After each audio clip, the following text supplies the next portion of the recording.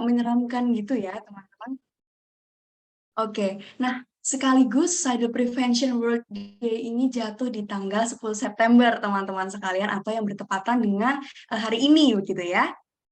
Oke, ini sudah mulai pada masuk, teman-teman sekalian? Oke, sudah mulai banyak ya? Oke. Nah, teman-teman, fenomena bunuh diri ini kita sedikit mungkin, memberikan gambaran gitu ya nanti, apa yang akan kita pelajari hari ini, apa yang akan kita bahas hari ini.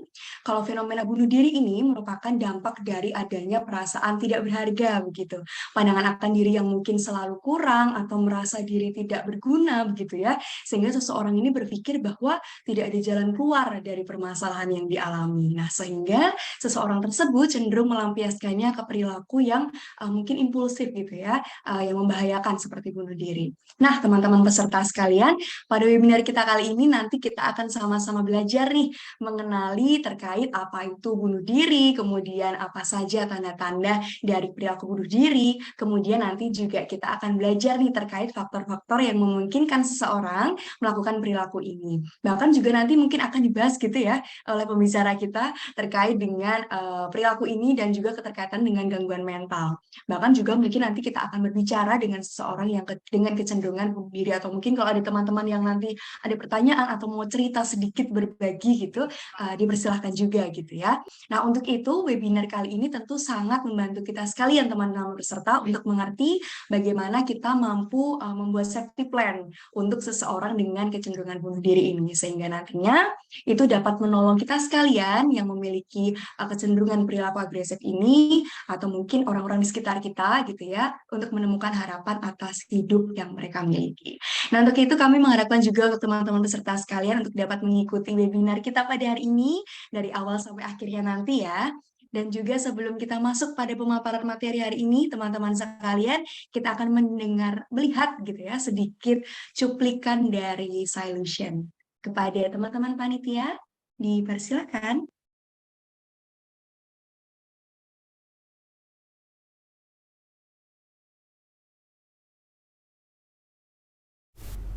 Siapa bilang kesehatan mental itu mahal? Solution memiliki visi menyediakan layanan kesehatan mental yang terjangkau untuk semua orang. Dibentuk sejak Juli 2020 dengan layanan utama Seminar, Solution telah berhasil menjangkau kurang lebih hingga 30.000 peserta. Di tahun 2021, Solution mulai menyediakan layanan konseling online yang terjangkau bersama dengan psikolog klinis dan berhasil menjangkau 350 orang klien lewat konseling online. Saat ini, Solution memiliki 30 orang psikolog associate terdiri dari psikolog klinis dewasa, psikolog klinis anak dan remaja, psikolog industri, dan psikolog pendidikan. Melalui komitmen dan antusiasnya, Solution telah berhasil bekerja sama dengan 40 organisasi kemahasiswaan, 5 perusahaan, dan 10 komunitas non-profit dalam penyediaan narasumber. Hingga saat ini, Solution terus berkembang dan berinovasi untuk menjadi penyedia layanan kesehatan mental yang terjangkau untuk semua orang. Informasi seputar layanan seminar dan konseling online Solution dapat ditemukan di media sosial Instagram @solution.id, website www.solution.id, dan LinkedIn Solution. Jadi, tunggu apa lagi? Yuk ikut seminar dan akses layanan konseling di Solution, layanan kesehatan mental yang terjangkau untuk semua orang. Baik, terima kasih teman-teman panitia sudah menayangkan video dari Solution begitu ya. Nah, sedikit informasi teman-teman sekalian bahwa Solution ini merupakan salah satu platform yang memfasilitasi adanya layanan konseling, webinar maupun juga kegiatan-kegiatan lain terkait dengan kesehatan mental yang mungkin bisa dilakukan juga dengan adanya volunteer atau mungkin campaign begitu ya, yang diikuti oleh pengguna maupun juga pengikut sosial media Solution itu sendiri. Nah, kalau teman-teman nanti tertarik dengan program atau kegiatan yang dilakukan oleh Solution, khususnya layanan konseling tawarkan, teman-teman bisa menghubungi ke kontak person Solution atau DM di Instagramnya Solution. Begitu teman-teman kurang lebihnya perkenalan dari Solution. Selanjutnya akan ada informasi sedikit gitu ya terkait dengan aturan atau rules yang mungkin bisa kita patuhi bersama sehingga kita bisa mendukung juga nih kondusifnya acara webinar kita hari ini. Nah, selama webinar kita berlangsung, teman-teman peserta diharapkan untuk dapat menonaktifkan mikrofon kecuali saat diminta oleh moderator atau pemateri untuk mengaktifkannya ya. Kemudian juga mengingatkan kepada teman-teman peserta untuk dapat merename nama Zoom sesuai dengan yang tertera pada G-form teman-teman peserta kemarin.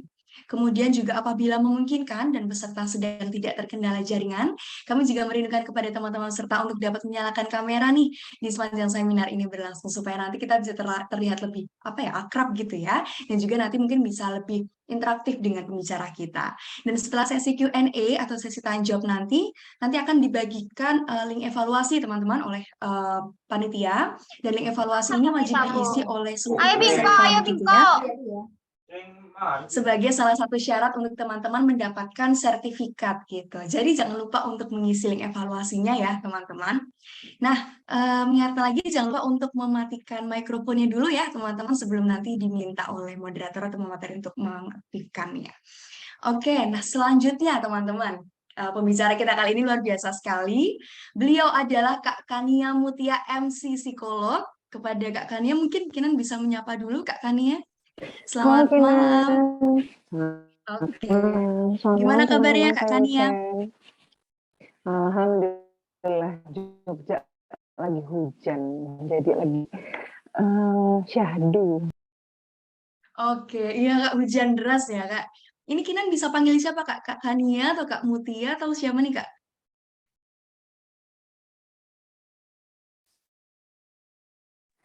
Halo Kinan, bisa mengakses suara saya? Bisa Kak, tapi tadi sedikit terputus, ini sudah terdengar. Sudah. Oke. Ya, terima kasih. Kita bisa panggil Kak Kania siapa nih? Kak Kania Mutia, maksudnya panggilan akrabnya siapa Kak biasanya? Kak Kania Siapa atau Kak ya? Mutia? Biasanya panggilannya Chania sih. Oh, Chania, Pakai C oke. biasa. Oh, pakai C, oke. Oke, Kak Chania, salam kenal dari kami, Boleh, teman-teman Sister Chania. Solution. Terima kasih untuk kesediaannya. Kira izin untuk memperkenalkan Kak Chania dulu ya, Kak, profil dari Kak Chania. Boleh, silakan Kinan. Oke. Oke, teman-teman sekalian, Kak Chania ini merupakan lulusan sarjana psikologi di Universitas Indonesia pada tahun 2013 sampai 2017. Kemudian beliau juga menempuh pendidikan magister profesi begitu ya, profesi psikolog klinis khususnya di Universitas Gadjah Mada pada tahun 2018 sampai 2020. Dan saat ini Kak Chania merupakan associate psychologist di Biro CMT dan Biro Personagama, serta beliau merupakan seorang psikolog di RSIY PDHI Yogyakarta. Beliau juga merupakan seorang pengajar di FIP Universitas Negeri Yogyakarta, dan beliau memiliki pengalaman dalam melakukan beberapa penelitian khususnya terkait politik dan kriminalitas. Nah, teman-teman mungkin ada yang tertarik, mungkin bisa nanti lebih lanjutnya gitu ya, mungkin bisa konsultasi gitu dengan Kak Chania. Mungkin seperti beliau merupakan seorang peneliti di Lab Psikologi Politik UI dan juga pernah berpengalaman sebagai researcher atau peneliti di Badan Nasional Penanggulangan Teroris pada tahun 2017. Beliau juga telah berpengalaman menjadi seorang pembicara di lebih dari 100 kelas dan webinar. Wah, banyak sekali ya teman-teman, baik online maupun offline. Dan juga beliau juga telah berpengalaman nih di lebih dari 20 pelatihan, baik secara online maupun offline juga. Luar biasa sekali pembicara kita kali ini teman-teman sekalian. Dan beliau juga memiliki spesialisasi layanan, khususnya di bidang psikoterapi, kemudian assessment, diagnosing, art therapy, mindfulness, criminal profiling, dan juga public speaking. Nah, mungkin tanpa menunggu berlama-lama lagi, kita akan mendengarkan pemaparan materi webinar dengan topik Suicidal Prevention, Loving Inside Life Awareness oleh Kak Chania Mutia, MC Psikolog. Dan nanti apabila teman-teman memiliki pertanyaan terkait dengan topik ini, teman-teman peserta diperkenalkan untuk mengajukan pertanyaan melalui chat atau raise hand ya pada sesi tanya jawab nanti. Baik, tanpa menunggu berlama-lama, kepada Kak Chania, kami persilakan Kak. Baik, terima kasih sekali Gina untuk perkenalannya. Selamat malam teman-teman sekalian. selamat datang di kelas Illusion hari ini. Terima kasih teman-teman untuk antusiasmenya yang luar biasa. Ini ternyata udah hampir 2.000 orang ya, Kinan. Banyak banget. Udah ada 200-an lebih orang dari peserta yang mendaftarkan. Nah, teman-teman sekalian, saya juga mau mengucapkan terima kasih sekali nih. Kenapa teman-teman juga hadir hari ini di sini? Karena teman-teman pasti nih memiliki kesadaran akan kesehatan mental yang lebih daripada yang lain gitu ya. Teman-teman mau meluangkan waktu untuk kita belajar bareng, untuk ngobrol bareng dan lain sebagainya. Dan ternyata hari ini pula diperingati sebagai Hari Pencegahan Bunuh Diri gitu ya teman-teman. Saya yakin banget nih teman-teman yang datang ke sini backgroundnya macam-macam banget. Ada yang mungkin kerabat dekat yang mengalami hal yang serupa, ada juga mungkin diri sendiri bahkan yang belakang ini kok kepikiran capek dan lain sebagainya. Nah, kelas hari ini kalau misalkan kita ngomong terkait dengan bunuh diri itu kan sebenarnya hal yang tabu banget ya untuk sebagian orang. Tapi hal ini perlu banget untuk kita bicarakan gitu ya teman-teman. Bukan untuk men-trigger, tapi harapannya mungkin teman-teman memahami, teman-teman jadi tahu nih harus ngapain gitu ya. Nah teman-teman sekalian, untuk ngecek kira-kira teman-teman udah on belum nih matanya, udah on belum nih otaknya, kita akan melakukan ice breaking kali ya, ice breaking yang sangat sederhana. Tapi saking sederhananya nih, dia butuh banget teman-teman untuk nyalain kamera gitu ya. Jadi saya nunggu sama Kinan, teman-teman untuk nyalain kamera, sama ya 10 detik lah ya. Oke, silakan teman-teman. Oke, udah banyak nih. Ada Ariza, ada Mbak Umi, ada Mbak Olivia. Oke, ada Mbak Dita, ada Mbak Safira. Bersama bantalnya, kayaknya nyaman banget. Ada Mas Bram juga nih, ada di dunia lain, di planet lain. Backgroundnya lucu. Ada Mas Taufan. Oke, dan lain sebagainya. Baik teman-teman sekalian, kita sudah nyalain kamera. Alangkah lebih baik kita, ya boleh yang mau izin sholat, boleh sholat dulu, kita mau main games dulu kok. Alangkah lebih baik kita main games yang sangat sederhana ya teman-teman. Gamesnya saking sederhananya cuma butuh tangannya teman-teman sekalian. Jadi tugasnya teman-teman adalah untuk menunjukkan telapak tangannya ke depan kamera. Sudah? Sip? Iya. Teman-teman tahu kira-kira kita mau main apa? Suara saya kurang kenceng katanya. Oke, teman-teman tahu nggak kira-kira kita mau main apa? Ada yang tahu? Kalau ada yang tahu nggak jadi main nih. Oke, semoga pada nggak tahu ya, jadi masih baru. Nah, teman-teman sekalian, dengan jari-jari dan telapak tangan ini kita akan melakukan yang namanya senam otak gitu ya. Teman-teman sudah pernah dengar senam otak? Sudah, Kak. Ini ada yang juga udah coba-coba, udah bisa. Sip. Sekarang kita akan main senam otak bareng-bareng. Silakan jari-jarinya dilemesin dulu, teman-teman. Oke. Sudah dilemesin? Sekarang saya minta teman-teman tangan kanannya menunjuk angka 1. Sudah? Tangan kirinya teman-teman genggam. Sudah? Sip. Udah tahu cara mainnya? Teman-teman cukup mengganti-ganti tangannya seperti ini. 1, 2, 3, 4, dan seterusnya. Oke, kita coba ya teman-teman. Saya akan hitung bareng-bareng, silakan ditunjukkan tangannya. Oke, saya hitung ya. 1, 2, 3, 4, 5, 6, 7, 8, 9, 10. Mudah bukan? Mudah Kak, gampang ya teman-teman. Sip. Karena gampang kita kasih satu tingkat lebih sulit gitu ya. Sekarang tangan kanannya teman-teman membentuk pistol. Oke, tangan kirinya membentuk fist. Oke, sudah? Sip. Sebelum Mbak Chania menghitung, teman-teman boleh cobain sendiri dulu. Ya, konsentrasi, terus perlahan tangannya diganti. Iya, boleh latihan dulu. Oke, Mbak Safira masih mencoba. Sip, lanjut Mbak Safira. Oke, Mas Bram konsentrasi, mantap nih. Oke, Mas Taufan sedang Oke. Lanjut Mas Taufan, sip. Mas Virus, oke, sip. Mbak Grace masih mencoba. Ini ya teman-teman, sama pistol ya. Sip. Mbak Winda masih mencoba. Oke. Sudah bisa? Ya udah, latihannya cukup ya teman-teman. Sekarang kita main serius. Silakan tunjukkan tangannya lagi ke kamera. Sekarang saya akan menghitung. Silakan siap-siap. 1, 2, 3, ayo konsentrasi, 4, 5, 6, 7, 8, 9, 10. Oke, ada yang berhasil? Oke, ada yang nggak berhasil, kayaknya susah banget, tapi masih banyak yang berhasil. Wah, ternyata konsentrasinya luar biasa. Karena masih banyak yang berhasil, kita coba satu tingkah lebih sulit lagi ya teman-teman. Kata yang Mbak Ratu kayak dance TikTok. Kita coba satu tingkat lebih sulit ya teman-teman. Sekarang saya minta tangannya teman-teman yang sebelah kanan mengeluarkan jari manisnya. Ingat, jari manis bukan jari tengah ya teman-teman. Oke, jari manis ya. Sip. Silakan tunjukkan jari manisnya. Kemudian, saya akan minta teman-teman untuk tangan kirinya,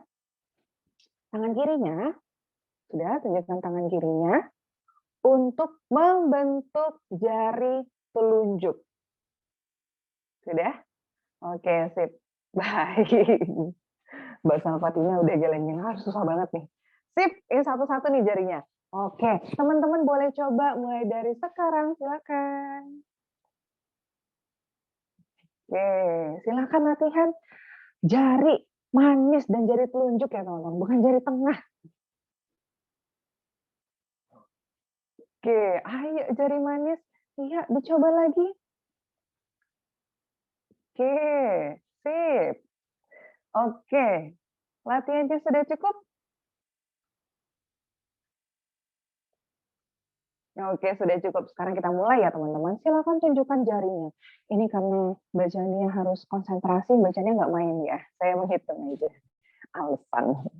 Oke teman-teman sekalian, silakan tunjukkan jarinya. Jari telunjuk dan jari manis. Sudah? Saya hitung ya. 1. Oke, dipindah. 2. 3. 4. 5. 6. 7, 8, 9, 10. Oke, sip. Kita kasih aplaus buat kita semua teman-teman. Terima kasih teman-teman yang sudah main bareng dan juga sudah menyalakan kamera. Baik teman-teman sekalian, karena sudah mulai on nih ternyata teman-teman semua, kita bisa mulai masuk ke materi kita hari ini. Mohon bantuannya operator untuk share screen.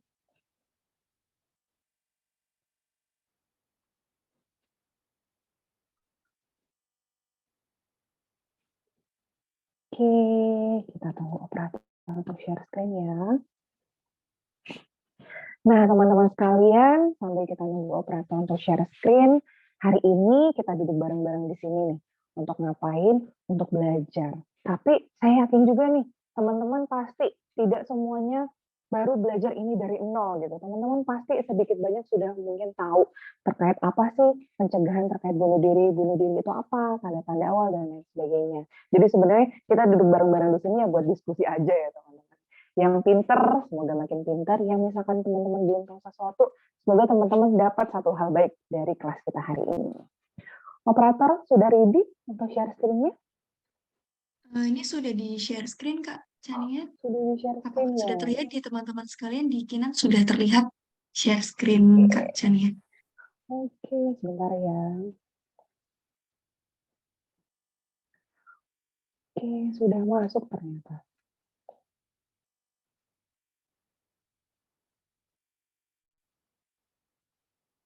Nah, baik teman-teman sekalian, judul kita hari ini adalah terkait dengan suicidal prevention.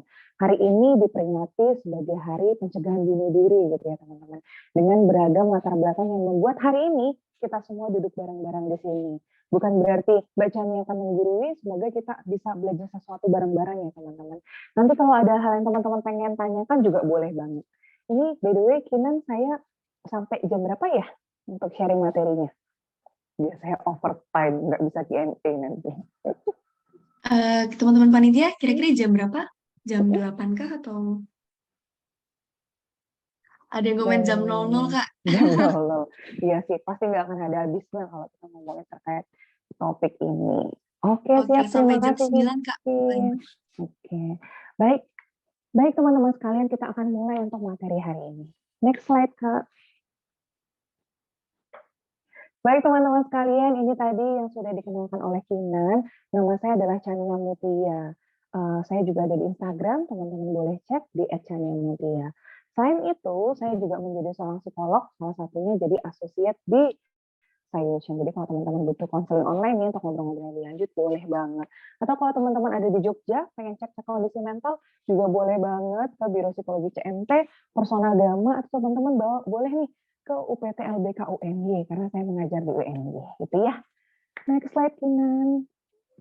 Nah, teman-teman sekalian, sebelum kita masuk kelas hari ini, pengen tahu dong, kira-kira apa sih harapan teman-teman ikut kelas hari ini? Teman-teman boleh jawab di kolom komentar ya. Nggak usah lama-lama, kita tunggu 2 menit aja. Kata Azizah, menambah wawasan. Sip. Yang lain, apakah ada yang datang ke sini untuk mencari jodoh? Dari Agnes, biar pikiran rasanya lebih cerah. Oke, siap. Lainnya, apa harapannya? Oke, dari Mas Febri, biar bisa sembuh. Sip. Dari Mbak Nova, lebih aware terkait masalah bunuh diri. Iya, karena kasusnya banyak banget ya, teman-teman. Dari Mas Taufan, bisa nolongin orang lain yang selalu punya pemikiran bunuh diri. Oke. Dari Mbak Salva, pengen nambah ilmu biar bisa bantu teman yang lagi ngalamin juga. Sip. Dari Mbak Feli, bisa ngebantu keluarga dan teman-teman terdekat yang mengalami depresi. Dari Mbak Olivia, lebih memahami tentang fenomena bunuh diri. Dari Mbak Mentari, bisa memahami seorang yang mengalami mental illness. Lumayan bisa nambah ilmu. Dari Mbak Elvira, nambah pengetahuan tentang apa itu bunuh diri biar bisa bantu orang banyak dan lain sebagainya. Banyak banget ya teman-teman. Baik teman-teman sekalian, ternyata teman-teman sendiri udah mulai aware ya sebenarnya bunuh diri itu apa gitu, dan teman-teman hadir di kelas ini juga sudah tahu nih tujuannya mau ngapain. Semoga harapan itu bisa kita penuhi bareng-bareng ya Kinan di kelas ini. Oke, next slide operator. Nah, kita hari ini akan bahas apa aja, ada banyak yang kita mau bahas. Semoga nanti sebelum jam 9 kelasnya udah selesai, udah Q&A gitu ya. Nah, beberapa yang akan kita bahas hari ini adalah mulai dari mengenal sebenarnya bunuh diri itu apa sih. Kemudian kita akan bahas terkait faktor risikonya ada apa aja. Kemudian tentang tanda-tanda awal bunuh diri. Kemudian hubungan antara gangguan mental dan bunuh diri. Kemudian kita akan bahas gimana sih caranya mendekati dan berbicara. Ini tadi teman-teman yang kayaknya pengen bisa menjangkau teman-temannya yang kadang-kadang punya pikiran bunuh diri. Saya tuh harus ngapain sih? Kadang-kadang kita sendiri nggak sih teman-teman yang jadi frustasi gitu. Ketika dicurhatin terus, tapi teman kita juga nggak ada perubahan misalkan dan sebagainya. Dan yang terakhir ini yang paling penting, kita akan bikin safety plan. Safety plan itu buat siapa? Buat kita ketika kita memiliki kecenderungan bunuh diri, ataupun kita bisa mengajarkan orang-orang di sekitar kita yang punya kecenderungan untuk bunuh diri. Untuk kita bikin safety plan bareng-bareng. Next slide, Kak. Oke, nah sebelum kita bahas tentang bunuh diri itu sendiri, kita perlu lihat nih teman-teman, kasus-kasus terkait bunuh diri yang marak banget terjadi. Bahkan terakhir kali itu ada seorang artis Korea juga ya teman-teman, yang melakukan perilaku, bukan melakukan perilaku, yang bunuh diri gitu. Bunuh diri karena apa? Karena katanya sih karena tekanan pekerjaan dan lain sebagainya. Bahkan ada satu kasus yang saya baru baca minggu lalu, itu kasusnya terjadi di Sulawesi Tengah ketika 2 orang melakukan upaya bunuh diri dengan menggantung dirinya gitu ya teman-teman. Dan banyak banget kasus-kasus lain. Dan ternyata nih dari hasil penelitian juga ternyata udah ketemu nih teman-teman. Penelitian yang dilakukan pada 4.600 mahasiswa 18 sampai 30 tahun di negara-negara ASEAN menemukan bahwa prevalensi mahasiswa punya ide bunuh diri atau pikiran bunuh diri itu sebanyak 11%. Dan yang sudah melakukan bunuh diri itu sebanyak 2,4%. Jadi banyak banget ya teman-teman orang-orang yang sebenarnya punya pikiran-pikiran untuk bunuh diri. Bahkan kalau teman-teman melihat ya, belakangan ini mungkin banyak banget situasi-situasi yang bikin pikiran untuk bunuh diri itu jadi sering banget muncul misalkan di dalam diri kita.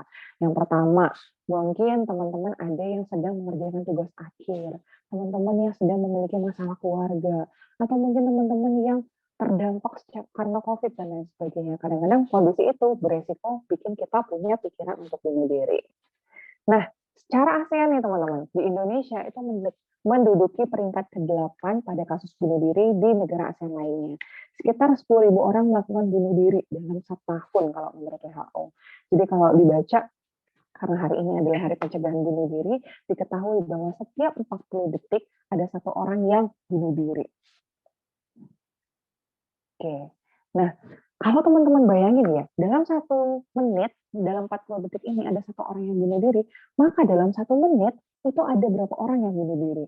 Dalam 10 menit ada berapa orang yang bunuh diri? Itu banyak banget gitu ya, teman-teman. Jadi ini bukan kasus yang sebenarnya tabu untuk dibahas karena sudah banyak sekali kasusnya. Boleh banget kalau ada yang mau screenshot, tapi nanti terakhir juga dapat materinya. Nah, di Indonesia sendiri ternyata kasus-kasus menunjukkan pria itu lebih rentan atau lebih beresiko untuk melakukan tindakan bunuh diri, yaitu sekitar 5,2 kasus dari 100.000 jiwa dibandingkan dengan wanita. Kalau kita ngomongin kenapa kondisi ini bisa terjadi, mungkin ya ada stigma-stigma bahwa pria itu harus kuat, pria itu tidak boleh cerita kalau lagi depresi dan lain sebagainya. Akhirnya pria punya kecenderungan untuk mendem semuanya sendiri. Tapi kalau kita pendam semuanya sendiri, kadang-kadang kita nggak kuat gitu ya teman-teman. Pas kita nggak kuat, akhirnya kita bisa punya pikiran untuk bunuh diri. Next slide, Kak. Oke, nah kalau secara definisi nih, suicide itu sebenarnya apa sih? Sui itu artinya adalah diri sendiri. Sedangkan side itu berarti membunuh, gitu, teman-teman. Jadi suicide ini adalah membunuh diri sendiri. Nah, kalau kita ngomongin secara term, si suicide ini berarti seseorang melakukan upaya membunuh dirinya sendiri dan biasanya sudah sampai meninggal dunia seperti itu. Namun pasti nih teman-teman, sebelum seseorang melakukan perilaku suicidal tadi, ada tahap-tahapan yang biasanya dia lalui. Misal, tahapan yang pertama yang terjadi adalah muncul suicidal ideation, muncul ide-ide atau pikiran-pikiran bunuh diri. Misal dia merasa, kayak aku udah capek banget deh, kayaknya aku pengen ngilang aja deh, kayaknya aku pengen nggak ngerepotin orang deh, dan lain sebagainya. Nah, setelah suicidal ideation tadi ada, biasanya next step yang terjadi adalah ada yang namanya suicidal planning gitu ya teman-teman. Suicidal planning ini ketika seseorang mulai merencanakan upaya bunuh dirinya. Upaya bunuh diri dengan cara apa? Dengan banyak cara gitu ya teman-teman untuk membuat diri sendiri meninggal dunia. Nah, setelah memasuki tahapan suicidal planning tadi, step berikutnya biasanya sampai ke suicidal action. Nah, suicidal action ini kemungkinannya dua. Kemungkinan yang pertama, suicidal action yang berhasil dia lakukan akhirnya membuat dia meninggal dunia. Namun ada juga suicidal action yang dia lakukan dan itu ternyata tidak berakhir dengan meninggal dunia, namun berakhir dengan kecacatan misalkan dan lain sebagainya. Jadi banyak banget kasus-kasus. Namun bukan berarti nih ketika kita punya pikiran bunuh diri itu adalah hal yang wajar gitu. Itu adalah hal yang nggak apa-apa kalau nggak cari pertolongan itu enggak ya teman-teman. Jadi ketika sudah punya suicidal ideation pun itu sebenarnya sudah pertanda bahwa kita butuh pertolongan. Next slide, Kak. Oke, nah ini adalah definisi-definisi terkait bunuh diri. Jadi bunuh diri ini adalah tindakan melukai atau membahayakan diri sendiri yang fatal dan memiliki keinginan untuk mengakhiri hidup yang kuat. Jadi memang orang yang melakukan perilaku sampai meninggal dunia biasanya sudah merencanakan kematiannya dan lain sebagainya. Bunuh diri termasuk perilaku destruktif yang dilakukan secara sadar oleh individu yang memandang bunuh diri adalah solusi terbaik untuk mengatasi masalahnya. Bahwa mungkin mereka berpikiran ketika misalkan saya meninggal dunia, maka saya tidak akan membebani orang lain yang ada di sekitar saya. Apakah pikiran itu salah? Pikiran itu nggak salah, teman-teman. Karena ketika misalkan kita sudah punya pikiran untuk bunuh diri, sampai punya perencanaan bunuh diri, itu kita udah nggak bisa ngontrol diri kita sendiri ya kadang-kadang. Semuanya udah di luar kontrol. Makanya kenapa kita juga butuh psikofarmaka dari psikiater, kita butuh terapi dari psikolog, dan lain sebagainya. Karena ini adalah peristiwa yang sangat kompleks banget. Ketika ingin melakukan bunuh diri, biasanya seseorang akan memberikan pertanda pada keluarga atau teman dekatnya. Seperti misalkan ungkapan, saya ngerasa nggak pengen hidup lagi. Kayaknya kalau saya nggak ada, orang-orang nggak akan repot deh, dan lain sebagainya. Cuman kadang-kadang orang di sekitar kita menganggap itu cuman ancaman-ancaman aja. Atau menganggap dia itu cuma cari perhatian. Atau dia udah sering kayak gitu, dia nggak akan mati kok, dan lain sebagainya. Itu yang biasanya malah jadi beresiko orang tersebut meninggal dunia. Next slide, Kak. Oke, nah teman-teman sekalian, ngomongin soal mitos dan fakta terkait dengan bunuh diri, pasti teman-teman di sini udah pernah dengar mitos-mitos ya tentang bunuh diri. Nah, kira-kira nih, ada mitos apa aja sih di lapangan nih, di lingkungan sekitar kita tentang bunuh diri yang menurut teman-teman tuh ngerasain gitu, cukup merasakan. Misal, Ada mitos yang mengatakan kalau dia tuh bunuh diri karena dia tuh kurang iman, misalkan seperti itu dan lain sebagainya. Teman-teman boleh tulis di kolom chat ya. Kita akan lihat nih, ada mitos apa aja sih di sekitar kalian tentang bunuh diri. Atau kalau di daerah Jogja nih, di daerah Gunung Kidul, ada mitos yang mengatakan bunuh diri itu terjadi karena ada cahaya yang melintas di atas rumah seseorang. Kalau cahaya itu jatuh di satu titik, maka orang di dalam rumah itu akan bunuh diri. Jadi dirasakan bahwa bunuh diri itu bukan karena individu itu sendiri, tapi karena si apa namanya tadi dikirimin santet dan lain-lain. Oke, ini dari Mas Rahman. Bunuh diri karena santet. Iya, banyak banget mitosnya. Dari Mas Virus, orang bunuh diri adalah orang yang ingin mengakhiri hidup. Nah ini teman-teman, ini juga mitos ya. Karena kadang-kadang ada orang yang melakukan upaya bunuh diri, tapi sebenarnya bukan tujuannya untuk mati teman-teman. Dia pengen melakukan upaya action bunuh diri tadi, perilaku bunuh diri tadi, cuma untuk merasakan sakit gitu. Tapi karena pain tolerance atau toleransi rasa sakit kita semakin lama semakin meningkat, akhirnya jadi lewat. Gitu. Dari Mas Bintang, bunuh diri itu dari bisikan setan. Iya, biasanya ada juga ya teman-teman. Mitos-mitos seperti itu. Dari Mbak Safira, katanya orang bunuh diri itu karena kurang ibadah. Bunuh diri itu jauh dari Tuhan.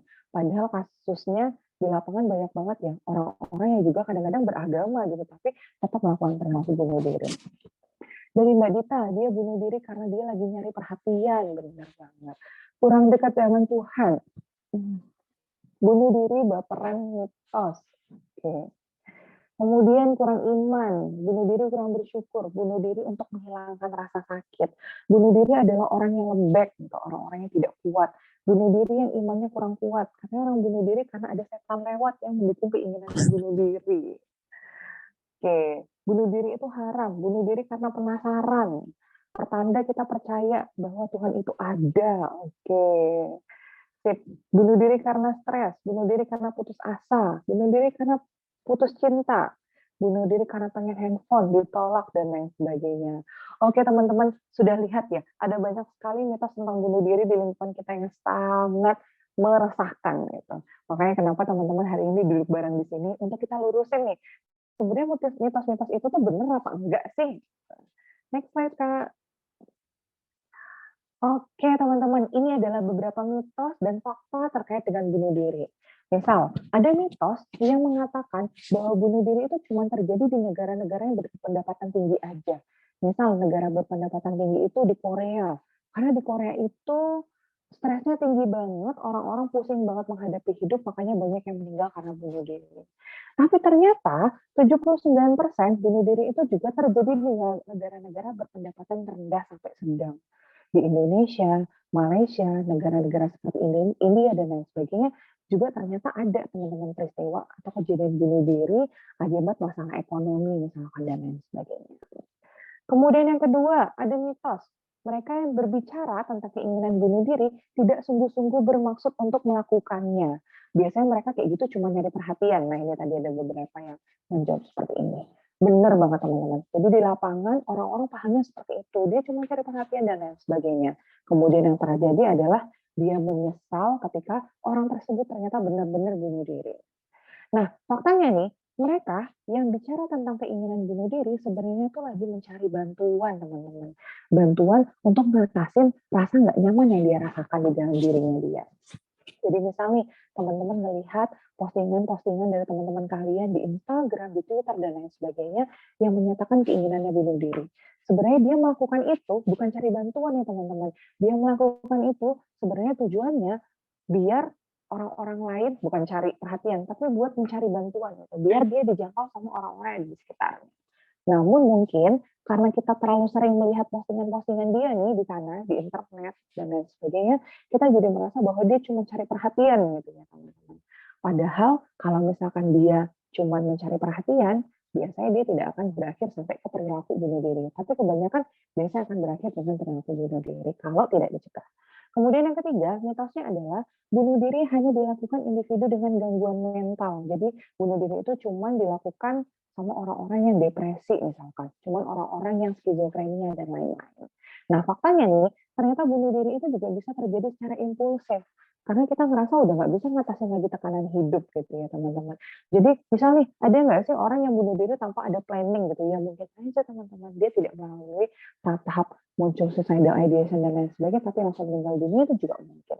Atau mungkin dia sampai ke tahap itu karena tahap-tahap sebelumnya dia tidak menceritakan ke orang lain, itu juga mungkin. Kemudian yang terakhir, seseorang yang pernah melakukan percobaan bunuh diri tidak akan melakukan lagi. Ini mitos ya teman-teman.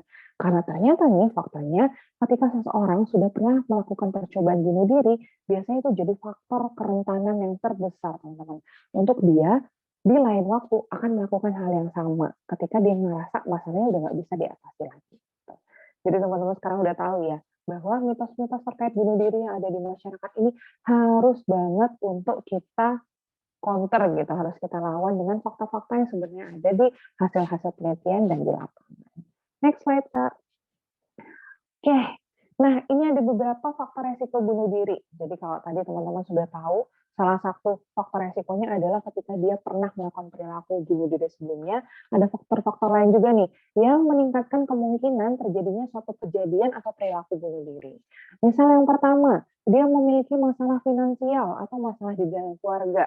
Yang kedua, memiliki gangguan mental, misal MDD, skizofrenia, ataupun mania. Jadi gangguan-gangguan mental ini kadang-kadang kalau misalkan dia tidak mengontrol salah satunya dengan minum obat, dia bisa sangat impulsif untuk melakukan perilaku bunuh diri. Kemudian yang ketiga, memiliki penyakit fisik yang kronis gitu ya teman-teman. Misalkan dia mengalami penyakit kanker dan lain sebagainya, yang bikin dia merasa capek, sudah tidak ada harapan dan lain sebagainya, itu sangat beresiko. Kemudian yang keempat, sudah pernah melakukan percobaan bunuh diri sebelumnya ini yang tadi ya. Dan yang kelima, penyalahgunaan obat-obatan dan alkohol. Karena penyalahgunaan obat-obatan dan alkohol ini biasanya bisa memicu impulsivitas. Jadi perilaku yang kita lakukan tapi tanpa berpikir panjang itu mungkin banget. Dan yang terakhir, yang mungkin sekali menjadi faktor risiko seseorang bunuh diri adalah terpapar peristiwa bunuh diri. Entah dia nonton di mana, dia melihat di mana, dan sebagainya. Kemudian terjadi secondary trauma namanya teman-teman ya. Trauma yang muncul karena dia melihat suatu peristiwa kayak gitu. Walaupun bukan dia sebenarnya yang mengalami. Nah, ini ada beberapa faktor resiko terkait bunuh diri, tapi pasti di lapangan, di hasil penelitian ada banyak macam lagi faktor resiko yang bisa membuat seseorang melakukan perilaku bunuh diri yang kita sendiri belum tahu. Next slide, Kak. Oke, kita sudah masuk ke faktor resiko, sekarang kita akan bahas lebih lanjut nih. Kira-kira ada tanda-tanda awal apa sih seseorang akan melakukan perilaku atau tindakan bunuh diri? Yang pertama, dia melakukan ancaman untuk bunuh diri. Biasanya ini disampaikan pada orang-orang yang ada di sekitarnya. Misal, dia bertengkar dengan pacarnya, kemudian dia bilang, kalau kamu masih kayak gini terus, aku mendingan mati aja deh daripada bareng sama kamu, dan sebagainya. Itu sebenarnya sudah menjadi tanda-tanda awal, udah jadi red flags-nya gitu ya. Kemudian selanjutnya, menunjukkan perubahan suasana hati yang ekstrim. Biasanya dia anaknya tuh seneng aja, kalau main suka ngumpul, kalau jam-jam istirahat suka ngumpul, tapi mulai belakangan ini dia mulai menarik diri misalkan. Atau dia mulai sering sedih, nangisnya nggak selesai-selesai nih, beberapa hari dia menangis, atau bahkan selama beberapa hari energinya berlebih untuk ketemu banyak teman-temannya, itu juga perlu banget kita waspadai.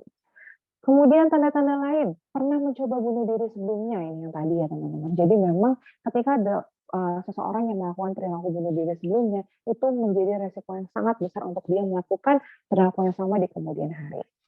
Kemudian perubahan kepribadian dan perilaku yang drastis. Biasanya suka banget main, sebulan terakhir ini udah gak pernah main. Biasanya mau ngerjain tugas, sekarang udah gak mau ngerjain tugas. Udah menjauh dari kampus dan lain-lain. Lainnya lagi, menarik diri dari lingkungan sekitar. Atau dia merasa disingkirkan oleh orang yang berarti untuk hidup dia. Dia merasa kayaknya dia tidak diharapkan dan lain sebagainya, itu juga bisa jadi tanda-tanda seseorang akan melakukan bunuh diri. Kemudian ada beberapa tanda lain, misalnya ada gangguan tidur. Belakangan ini sulit tidur atau insomnia, bahkan belakangan ini tidurnya jadi lebih banyak misalkan. Itu juga bisa jadi tanda-tanda. Gangguan terkait kebersihan diri. Biasanya dia tuh paling rajin untuk mandi, dia paling rajin nyalon, tapi belakangan ini dia jadi nggak mau ngelakuin itu misalkan. Kebiasaan makan atau gangguan makan ini juga jadi pertanda. Biasanya dia makan tuh nafsu makannya muncul-muncul aja, tapi belakangan ini nafsu makannya jadi hilang. Atau malah dia makannya jadi berlebihan. Jadi perubahan-perubahan ini biasanya juga bisa jadi tanda-tanda dia akan melakukan bunuh diri. Tanda-tanda lain, mendapatkan tekanan hidup dan kurangnya afeksi. Nah ini teman-teman ya, jadi ada masalah hidup yang baru-baru ini hadir dan dia merasa sudah tidak kuat untuk mengatasinya. Kemudian mengalami depresi, putus asa, harga diri rendah, menghilangkan diri sendiri, dan lain sebagainya terkait dengan gangguan mental yang mungkin dia alami. Next slide, Kak. Oke, nah ini ada beberapa tanda-tanda lainnya. Oke, next slide, Kak. Oke, membicarakan bahwa ia ingin mati atau ingin membunuh dirinya sendiri. Jadi dia ngobrol misalkan atau curhat sama teman-teman, bilang kalau dia kayaknya pengen mati deh gitu. Kayaknya aku udah ngerasa nggak ada harapan lagi deh dan sebagainya, itu juga sudah tanda-tandanya. Tanda-tanda lain, mencari cara untuk melakukan bunuh diri. Misalkan dia membuka platform-platform jualan online, Shopee, dan lain sebagainya untuk beli benda-benda yang tajam atau berbahaya. Kemudian membicarakan keputusasaan, ketidakpantasan hidup, sakit yang mendalam, bahkan terperangkap pada masalah hidup. Ini juga bisa jadi tanda-tanda. Dan yang terakhir, merasa menjadi beban untuk orang lain. Dia menarik diri dari pergaulan, kemudian dia mengalami cemas, gelisah, tidak bisa tidur, dan lain sebagainya. Next slide, Kak. Nah, selain tanda-tanda tadi yang udah banyak banget, ternyata ada beberapa tanda lain ya teman-teman, yang mungkin bisa teman-teman temukan. Yang pertama, biasanya dia mengatur hal-hal yang perlu dilakukan sebelum ditinggalkan. Misal, dia sudah mulai menuliskan password Instagramnya, dia menuliskan PIN dari ATM-nya, atau mungkin dia menutup akun-akun sosial medianya dan lain sebagainya. Yang kedua adalah dia sangat tidak menyukai dirinya sendiri. Jadi biasanya akan membicarakan terkait dengan dirinya itu salah, dirinya itu membuat kecewa orang lain dan lain sebagainya. Dan yang terakhir, biasanya menulis pesan-pesan perpisahan. Pesan perpisahan ini nih yang biasanya ditemukan di TKP gitu ya teman-teman, ketika polisi melakukan postmortem ketika dia sudah meninggal dunia. Seperti itu. Jadi tadi adalah beberapa tanda-tanda awal khususnya ketika kita atau orang di sekitar kita memiliki kecenderungan untuk bunuh diri atau akan melakukan perilaku bunuh diri. Next slide, Kak. Nah, ini terkait gangguan mental dan bunuh diri. Gangguan jiwa atau masalah kesehatan mental itu ternyata bisa banget ya teman-teman meningkatkan keinginan seorang untuk mengakhiri hidup. Misal nih, saya punya seorang klien di tempat praktek, dia mengalami depresi. Depresi itu kan sebenarnya situasi di mana mood-nya itu jelek, terus dia merasa kesedihan yang berkepanjangan. Dia merasa sudah tidak ada harapan lagi dan lain sebagainya. Kondisi ini membuat dia merasa bunuh diri menjadi salah satu cara untuk dia mengakhiri penderitaan. Sehingga bunuh diri dari depresi ini menjadi faktor penyebab tersering gitu seseorang meninggal dunia. Di jurnal juga sebenarnya disebutkan bahwa ternyata nih masalah kesehatan mental biasanya menjadi faktor utama seseorang untuk melakukan perilaku bunuh diri. Depresi bisa, atau tadi misalkan dia mengalami PTSD, post traumatic stress disorder, atau dia mengalami bipolar dan lain sebagainya, itu juga beresiko untuk mengalami bunuh diri. Next slide, Kak. Oke, nah ini teman-teman. Kita tadi sudah tahu tanda-tanda awalnya dan lain sebagainya. Kira-kira nih, apa sih yang biasanya teman-teman lakukan ketika teman-teman tahu ada orang di sekitar teman-teman yang mungkin menunjukkan tanda-tanda awal untuk bunuh diri tadi? Atau mungkin selama ini teman-teman sudah melakukan. Kira-kira apa sih yang teman-teman sudah lakukan nih ketika mendampingi mereka dengan kecenderungan bunuh diri? Oke, boleh tulis di kolom chat ya.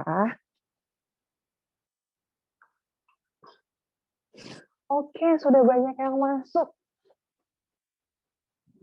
Sip, ada apa aja? Kita cek.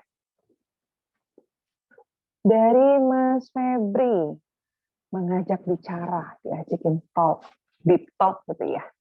Sip. Lainnya lagi, ada Mas Rahman, merujuk ke profesional, sip. Terus dari Mas Febri ditemani, dari Mbak Risma diajakin jalan. Kalau enggak minimal ditemenin. Sip. Dari Mbak Diva memberikan perhatian lebih. Dari Mas Agil mendengarkan keluh kesahnya. Dari Mbak Farisa lebih ke mendengar keluhan mereka dulu sih Kak kalau aku. Sip. Dari Mas Febri kadang dia ingin sendiri tapi harus ditemenin. Iya benar-benar. Kadang-kadang dia pengen banget ya untuk sendiri, tapi sebenarnya dia nggak mau sendiri, teman-teman. Kadang-kadang orang yang sudah punya perilaku atau pikiran bunuh diri itu sangat membenci dirinya sendiri, sangat membenci kesepian dan lain-lain. Makanya kenapa dia harus banget ditemenin. Mbak Yunita mendengarkan tanpa menghakimi. Sip. Mbak Winnie mendekati secara perlahan dan ajak cerita. Dari Mbak Dita mendengarkan dia cerita. Dari Mbak Davina memeluknya serta menenangkannya. Kalau dia mau, dia bisa berbagi cerita. Jadi kita nunggu dulu nih, dia udah siap atau belum untuk cerita. Kalau dia belum siap, ya udah kita peluk dia dan kita tenangkan. Sip. Mbak Olivia mendampingi secara fisik, ketemu langsung dengerin ceritanya. Mas Bram diajak ke tempat yang menyenangkan biar dia lupa. Dari Mbak Fitra ditenangin, didengarkan, divalidasi. Dari Mbak Devi temenin, didengerin. Sip. RLD, Mas RLD, saya ke psikolog Kak baru-baru ini. Sip, keren. Dari Mbak Winda, memantau, didekati. Dari Mbak Nila, ajak bicara dan dengerin, dan lain sebagainya. Sip, udah banyak banget. Nah, teman-teman sekalian, apa yang teman-teman lakukan ketika mendekati orang-orang dengan perilaku atau kecenderungan bunuh diri itu sebenarnya udah tepat gitu. Kita akan lihat idealnya kayak gimana sih gitu ya. Next slide, Kak. Oke, nah ini teman-teman, mendampingi orang terdekat dengan kecenderungan bunuh diri. Pertama kali yang harus teman-teman lakukan adalah menenangkan diri kalian sendiri dulu. Karena teman-teman pasti panik banget ketika teman-teman dapat kabar ada orang terdekat kalian misalkan melakukan perilaku bunuh diri sampai harus masuk IGD dan lain sebagainya. Itu biasanya kita panik dulu.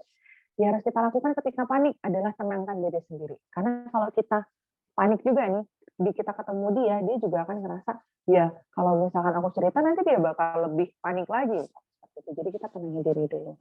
Pertama kita tenangin diri sendiri bisa dengan cara apa? Macam-macam. Misalnya ada teman-teman yang suka, oke kita tarik nafas dulu, kita tenangin diri, nggak apa-apa kok, bunuh diri ini adalah hal yang harus kita tolong dan lain sebagainya. Kalau kita udah tenang, baru kita bisa ke next step, yaitu kita yang nenangin dia.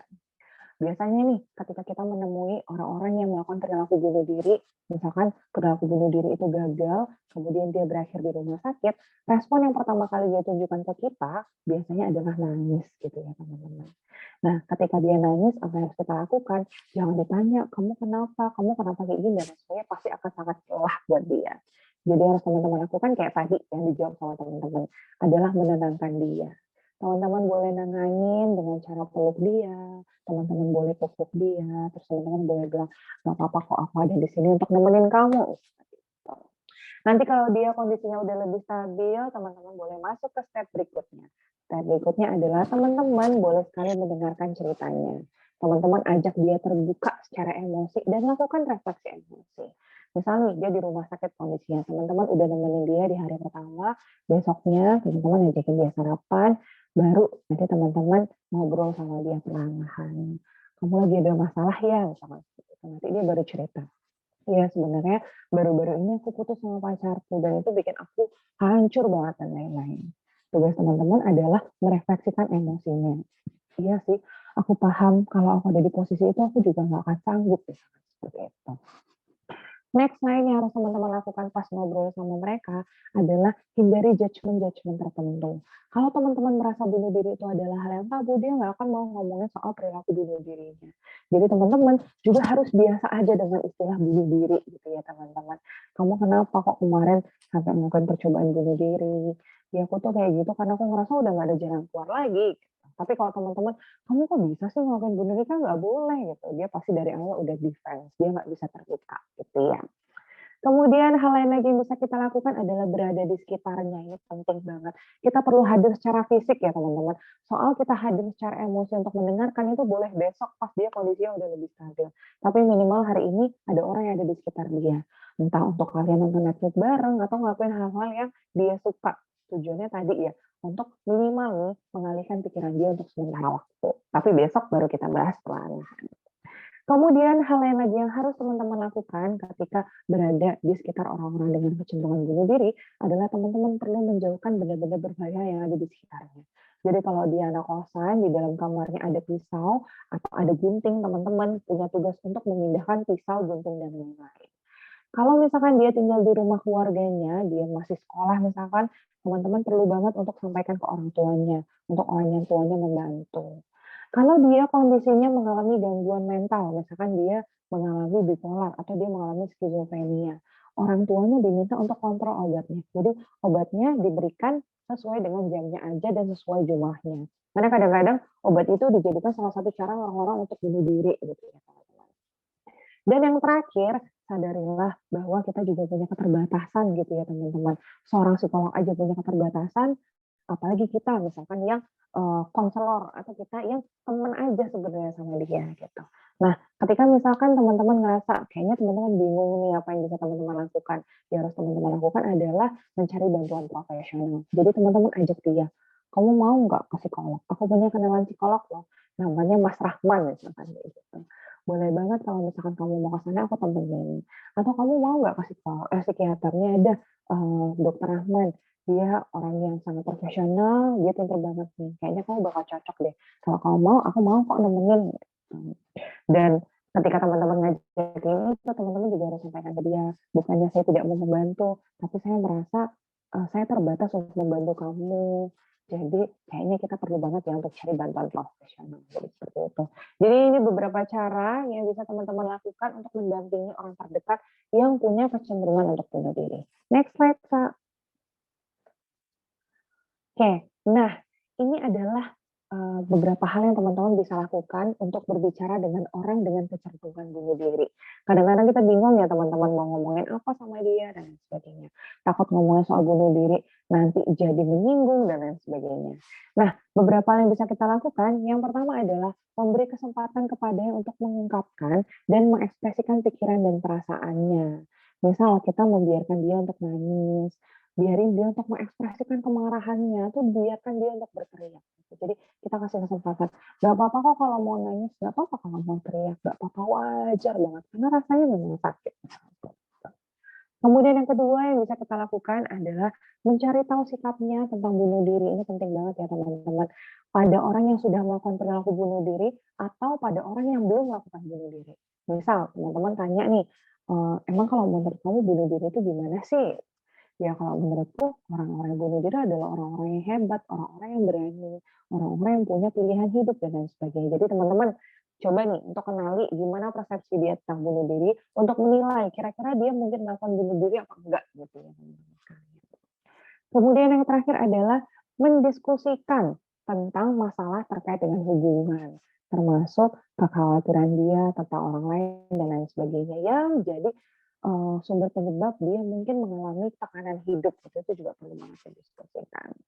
Jadi beberapa hal yang bisa teman-teman lakukan nih, ketika teman-teman tahu, misalkan ada teman di sekitar kalian yang dia cerita, kayaknya aku pengen mati deh, kayaknya aku punya pikiran untuk bunuh diri dan sebagainya, teman-teman boleh coba untuk berbicara hal-hal ini.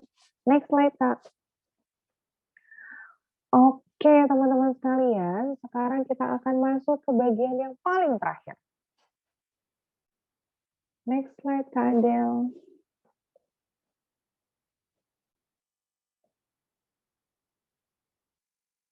Oke, kita coba ya. Next slide ya, Kak Adel. Oke. Nah, teman-teman sekalian, slide-nya kejauhan. Kita kayaknya balik ke 2 slide terakhir.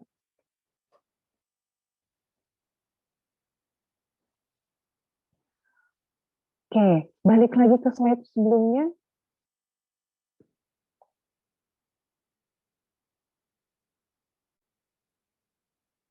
Balik lagi ke slide sebelumnya.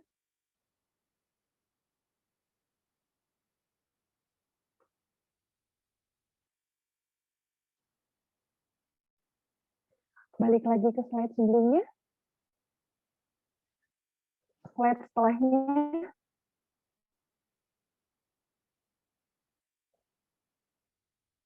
Ke slide setelahnya. Oke, kita tunggu Kak Adel ya. Sebentar.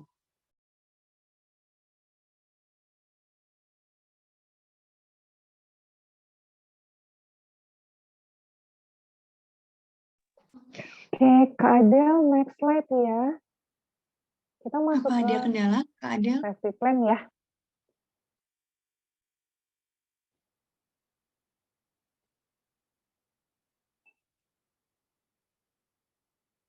Oke. Nah, teman-teman sekalian, kita tadi sudah mencoba mencari tahu nih kira-kira ada tanda-tanda awal apa, gimana cara mendampingi, dan gimana cara berbicara. Nah, kita akan masuk ke slide berikutnya untuk kita ngomongin tentang safety plan nih. Gimana sih caranya ketika misalkan kita mendapati orang di sekitar kita melakukan perilaku bunuh diri gitu ya. Akan melakukan perilaku bunuh diri atau punya pikiran untuk bunuh diri. Oke, kita tunggu ya untuk share slide-nya. Oke, Kak Kania coba Kinan gantikan dulu ya, Kak. Boleh Apakah sekali. oh, ini sudah diganti, Kak Indri. Terima kasih, Kak.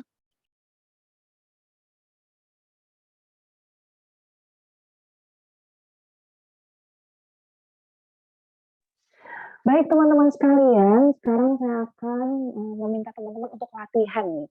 Kita akan latihan untuk bikin safety plan gitu ya teman-teman. Ada 6 hal, kita mulai dari 1, 2, dan 3 dulu. Nanti kalau bisa di full screen ya Kina. Yang pertama, langkah pertama saya minta teman-teman untuk membuat kira-kira ada tanda-tanda apa sih yang mungkin membuat teman-teman akan atau memiliki rencana untuk bunuh diri. Misal nih, tanda-tanda peringatannya adalah teman-teman udah ngerasa belakangan ini apa namanya, muncul emosi-emosi negatif, teman-teman mulai menarik diri dan sebagainya. Terus yang kedua, langkah kedua strategi coping internal, hal-hal yang bisa saya lakukan untuk mengalihkan kira-kira apa aja, misalkan main sama teman dan lain-lain.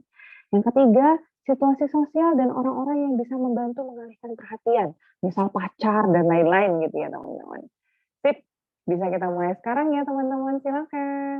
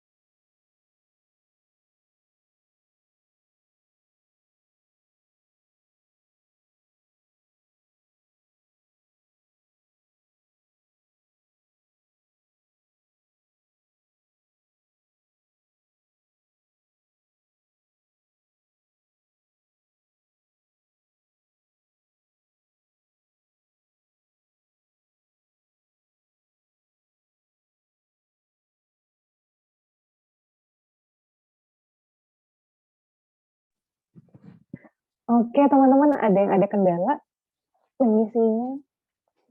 Kira-kira ada tanda-tanda apa ya yang mungkin belakangan ini beda banget aku daripada biasanya?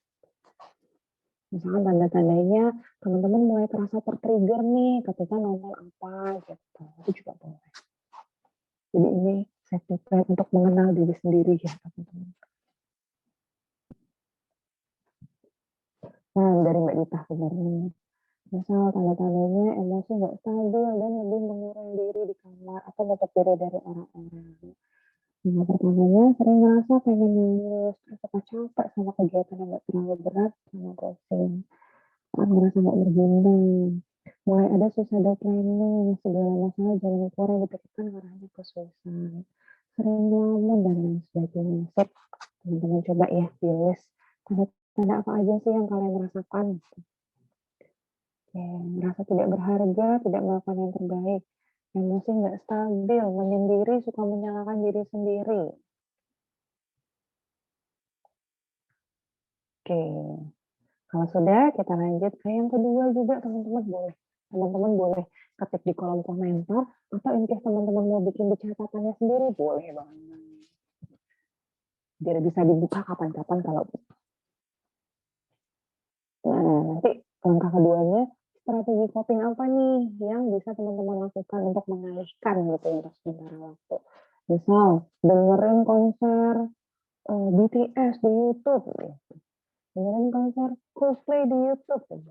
Nonton Netflix, nonton Doraemon. Terus teman-teman jajan geprek yang pedes banget misalnya kayak gitu dan lain-lain boleh. Terus langkah ketiganya kira-kira orang-orang siapa sih yang bisa membantu kalian untuk ngalihin perhatian. teman samping kamar, adik, pacar, dosen misalkan, dan lain-lain. Gitu ya teman-teman. Boleh lanjutin dari sekarang. Oke, sudah mulai banyak masuk. Sip.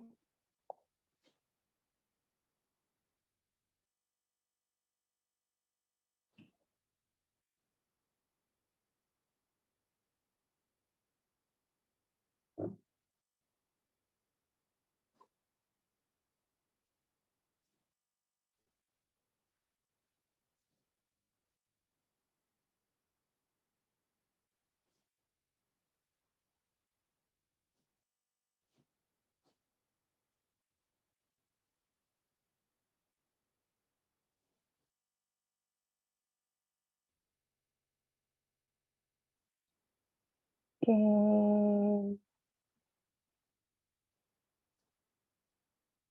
Oke, sip, udah banyak yang masuk. Langkah kedua, kopinya ada apa aja?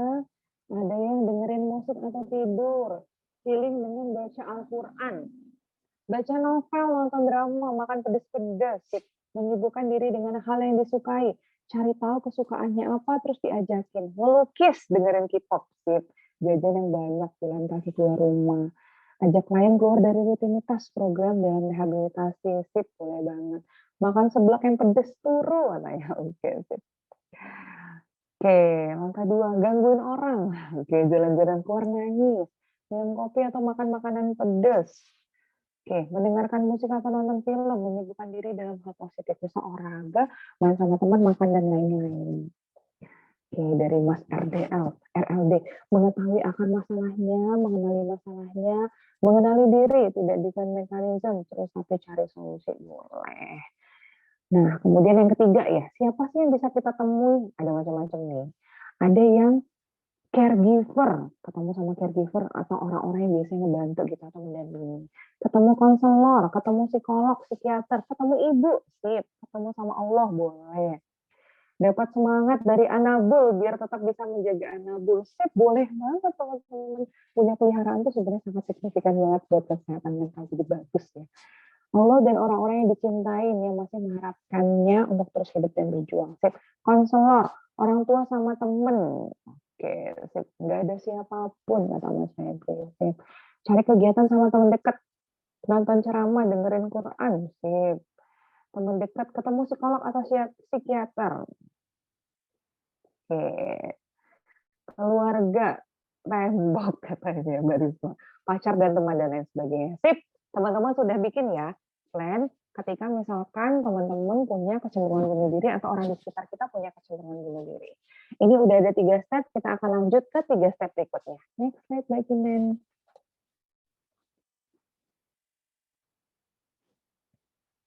Oke, itu ada slide yang paling terakhir. Langkah keempat yang bisa kita lakukan adalah teman-teman menulis nih.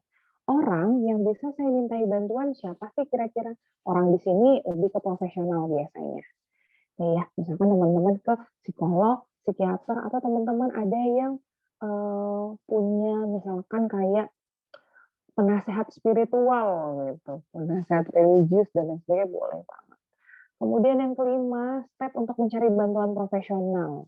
Ini biasanya teman-teman bisa menulis, misalkan teman-teman menuliskan bantuan profesional adalah rumah sakit, teman-teman mencari nomor IGD rumah sakit.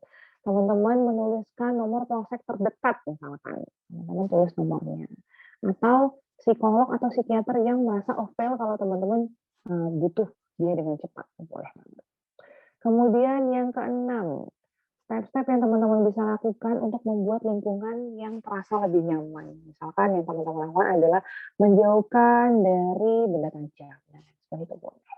Gitu ya. Boleh dimulai dari sekarang.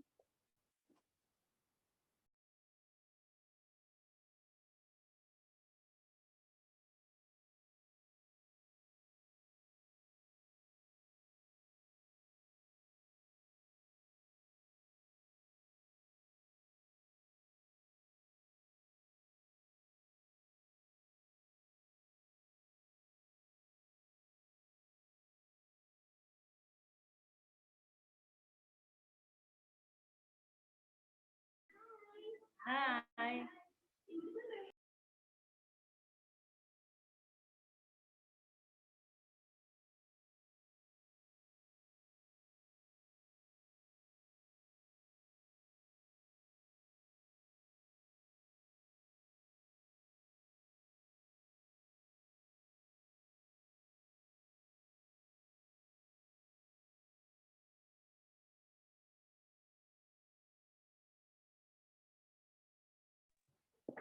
Oke, sudah banyak yang masuk. Ada yang nomor 4-nya orang tua, sip. Psikolog, oke, profesional ibu, oke. Kemudian nomor 5-nya psikolog rumah sakit. Nah, teman-teman, biasanya kalau teman-teman mendapati orang terdekat teman-teman sudah pernah melakukan perilaku bunuh diri atau perilaku menyakiti diri, teman-teman minta bareng-bareng sama dia untuk nulis nih, kira-kira bagian profesional siapa sih yang bisa kita dapatkan dengan cepat gitu, dengan segera. Misalkan rumah sakit terdekat di daerahnya dia tuh rumah sakit mana gitu, kemudian nomor IGD-nya mana. Jadi ketika misalkan dia melakukan perilaku bunuh diri, tapi sebenarnya dia tidak bertujuan untuk mati, dia bisa hubungi IGD untuk menjemput dia pakai ambulans. Gitu ya. Oke, yang belum boleh dilanjut.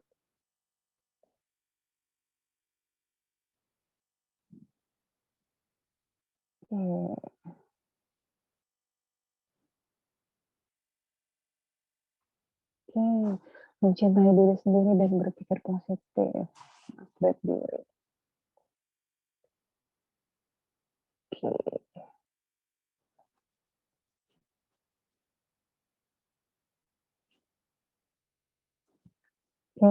Nomor 6 ini benar nih teman-teman. Hal-hal yang bisa teman-teman hindarkan gitu. Misal tidak meletakkan pisau di sekitar kamar, tidak meletakkan gunting di sekitar kamar, atau tidak meletakkan alkohol, menjauhkan dari obat-obatan yang biasanya teman-teman minum. Dan sebagainya. Oke.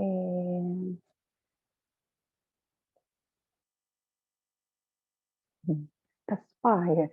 Spa itu enak banget buat mengalihkan pikiran ya. Nah, tidak menyetok obat-obatan itu juga bisa. Atau kalau misalkan teman-teman lagi ngerasa, wah aku lagi warning sign banget nih, berarti teman-teman bisa minta teman di sekitar kalian, misalkan tetangga kos untuk nge-keep obat kalian dan diberikan kalau teman-teman memang lagi jamnya minum obat aja. Oke. Baik teman-teman sekalian, sudah semua? Oke, kayaknya udah. Next slide, Kinan. Baik teman-teman sekalian, tadi adalah beberapa materi terkait dengan bunuh diri. Kalau kita ngomongin soal bunuh diri, bisa jadi satu mata kuliah sendiri ya teman-teman, bisa jadi satu mata kuliah 2 SKS 100 menit gitu. Nah teman-teman sekalian, apa yang saya sampaikan hari ini di sini, mungkin teman-teman ada yang udah tahu, atau bahkan mungkin masih banyak banget hal-hal yang kita belum tahu sebenarnya. Jadi jangan lupa untuk terus mengupgrade diri gitu ya teman-teman. Nah, teman-teman sekalian, mungkin ada banyak hal yang teman-teman pengen diskusikan, tanyakan, atau teman-teman pengen konsulin gitu ya. Nah, untuk teman-teman yang mau bertanya, kita masih punya waktu nih, sampai sekitar 8:30 lewat nanti ya. Oke, untuk sesinya, saya kembalikan ke Mbak Kinan. Oke, terima kasih Kak Chania untuk materinya. Terima kasih juga antusiasnya teman-teman. Wah, ini cukup antusias Kak komen-komennya Kinan tadi melihat ternyata teman-teman juga cukup aware gitu ya dengan apa yang dirasakan, bahkan juga mungkin teman-teman terdekatnya gitu. Nah, ini kita akan masuk ke sesi tanya jawab langsung ya Kak Chania. Mungkin dari teman-teman peserta ada yang mau bertanya. Ini ada beberapa yang sudah raise hand. Kami masih menunggu teman-teman yang lain kalau masih ada yang mau tanya begitu ya, bisa raise hand dulu atau mungkin nanti bisa tulis di kolom komentar. Nanti akan coba gimana bacakan. Ini ada dari Kak Raden Abdurrahman. Silakan Kak. Mungkin mau on mic. Oke, silakan Kak. Assalamualaikum warahmatullahi wabarakatuh. Selamat malam Kak Mutia ya. Saya mau tanya nih, yang pertama kebetulan saya konselor di salah satu rehabilitasi penggunaan nafza ya. Di rehabilitasi itu banyak banget klien yang memang punya tempting to suicide ya. Pertanyaan saya yang pertama adalah bisa nggak sih konselor itu ya, konselor yang pernah punya riwayat mau bunuh diri, ya, dia menangani klien yang mau bunuh diri. Itu pertanyaan yang pertama. Pertanyaan yang kedua, eee, kita kan punya ruang isolasi ya, ruang isolasi untuk klien yang, punya mental health issue ya, yang ngamuk-ngamuk, mau bunuh diri. Bisa nggak itu dijadikan langkah intervensi untuk yang tadi nomor 6, apa namanya, menyediakan lingkungan yang aman itu adalah masukin ke dalam ruang isolasi. Yang terakhir adalah bisa nggak pakai teknik PFA untuk menangani, eee, di awal untuk kasus klien yang mau bunuh diri. Itu, terima kasih Kak Ksenia. Terima kasih Mas Rahman untuk pertanyaannya. Ini langsung saya jawab ya Kinan ya? Iya Kak, Jania boleh langsung dijawab. Oke, siap. Terima kasih banyak Mas Rahman. Ini luar biasa banget ya. Mas Rahman sebagai konselor di pusat rehabilitasi ya. Kita tahu ya teman-teman, pusat rehabilitasi itu orangnya ada banyak banget. Konselornya punya tanggung jawab yang besar banget. Dan biasanya permasalahan orang-orang di dalamnya sangat banget beragam gitu. Jadi biasanya masalah-masalah yang mereka alami memang kadang-kadang bikin mereka putus asa gitu ya teman-teman. Ketika sudah putus asa, punya suicidal ideation sampai ke suicidal attempt tadi atau percobaan bunuh diri atau sampai ke perilaku bunuh diri. Pertanyaan yang pertama, bisa nggak sih konselor yang pernah melakukan suicidal attempt misalkan, pernah melakukan perilaku bunuh diri atau punya pikiran bunuh diri, menolong orang yang akan bunuh diri? Bisa atau enggak? Pasti bisa, teman-teman. Jadi kalau saya ngebayangin nih, bedanya apa? Mungkin nih kita sebagai konselor, karena kita memahami, kita pernah nih mengalami peristiwa seperti itu. Minimal nih, satu hal yang sekarang kita punya adalah kita punya safety plan buat diri kita sendiri. Kalau kita udah ngerasa capek banget, kita tahu kita butuh istirahat. Ketika kita udah saya pengen meledak banget sebelum sampai ke perilaku bunuh diri, yang saya lakukan atau yang kita lakukan adalah cari pertolongan profesional. Gitu. Jadi minimal kita sebagai konselor perlu punya coping mechanism itu tadi teman-teman untuk mencegah kita melakukan perilaku bunuh diri. Jadi bisa nggak sih konselor yang pernah punya riwayat terus menangani? Bisa banget. Bahkan kita nih sebagai konselor bisa juga terbuka. Biasanya kita sebutnya dengan istilah closure gitu ya. Jadi kita closure ke orang yang ada di sekitar kita. Saya juga pernah loh punya pikiran seperti itu. Pikiran seperti itu waktu itu muncul gara-gara ini. Tapi sekarang saya merasa udah lebih baik karena sekarang saya udah punya tongkat nih. Setiap kali itu udah muncul pikirannya, saya udah tahu harus ngapain gitu. Si siapa tadi konselor-konselor kita, orang-orang yang kita rehab juga akan ngerasa, oh ternyata aku tuh nggak sendirian. Seorang konselor mah bisa loh sakit gitu. Seorang konselor tuh punya pikiran seperti itu. Kalau dia bisa melewati, aku juga pasti bisa melewati nih. Jadi muncul semangatnya dari apa yang kita ceritain juga boleh. Tapi itu kalau kita udah siap untuk cerita. Itu yang pertama. Kemudian yang kedua, lingkungan yang aman, salah satunya dengan masukin ke kalau misalkan di tempat rehabilitasi itu ada ruangan-ruangan yang beneran steril gitu ya teman-teman. Mungkin atau enggak sih? Jawabannya adalah mungkin banget. Namun mungkin sebaiknya selain kita memasukkan dia ke tempat yang aman itu tadi, kita juga harus kerjasama nih sama pihak lain. Misal teman-teman tahu ya, ada kasus ketika kita punya teman, terus dia melakukan perilaku bunuh diri, dia nelpon kita. Aku habis goresin nadi aku nih, darahnya udah banyak banget, kamu boleh nggak ya ngejemput aku, misalnya seperti itu.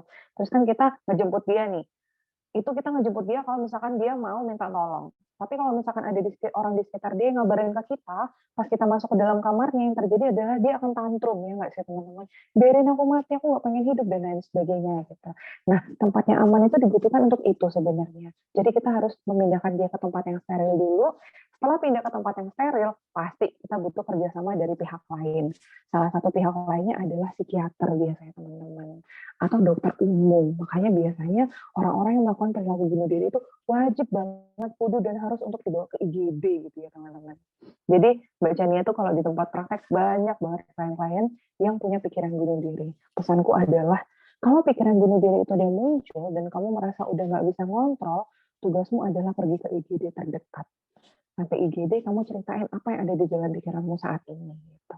Nanti dokter di IGD akan memberikan dia obat teman-teman. Obatnya entah obat oral ataupun obat suntik. Tapi biasanya obat suntik atau obat oral yang diminum itu bisa bikin dia jadi lebih rileks. Nah, ketika dia rileks, dia capek, dia kan nggak akan punya pikiran-pikiran itu. Jadi dia akan istirahat. Gitu. Jadi boleh apa enggak sih memasukkan ke dalam ruangan aman? Boleh banget. Tapi langkah lebih baik kita kerjasama sama pihak nakes gitu ya. Jadi selain kita membuat dia aman di satu ruangan yang tidak berbahaya, dia juga harus langsung ditangani seperti itu. Kemudian pertanyaan yang terakhir, apakah teknik Ini PFA atau psychological first aid atau pertolongan pertama pada orang yang mengalami masalah-masalah psikologis bisa diterapkan? Bisa banget. Jadi teman-teman yang misalkan mendapati teman-teman di sekitarnya punya kecenderungan bunuh diri atau melakukan perilaku bunuh diri, kita boleh melakukan teknik-teknik PFA. Kalau teman-teman di sini nih ada yang ngerasa saya adalah pendengar yang baik, saya orangnya punya empati yang tinggi, teman-teman tuh suka cerita sama saya dan lain sebagainya, teman-teman harus wajib dan kudu ikut pelatihan PFA namanya. Psychological first aid itu bagus banget. Minimal kita bisa nerapin PFA ke diri kita sendiri. Seperti itu Mas Rahman. Apakah sudah menjawab Mas Rahman atau ada hal lain yang mau didiskusikan? Boleh sekali. Cukup Mbak Mutia. Makasih ya Kak. Thank you. Boleh kasih Mas Rahman. Good luck ya di tempat Terima rehabnya. kasih. Oke, terima kasih Kak Chania untuk penjelasannya. Ini tadi ada yang menarik nih. Semoga menjawab juga ya Kak tadi Kak Raden Abdurrahman gitu.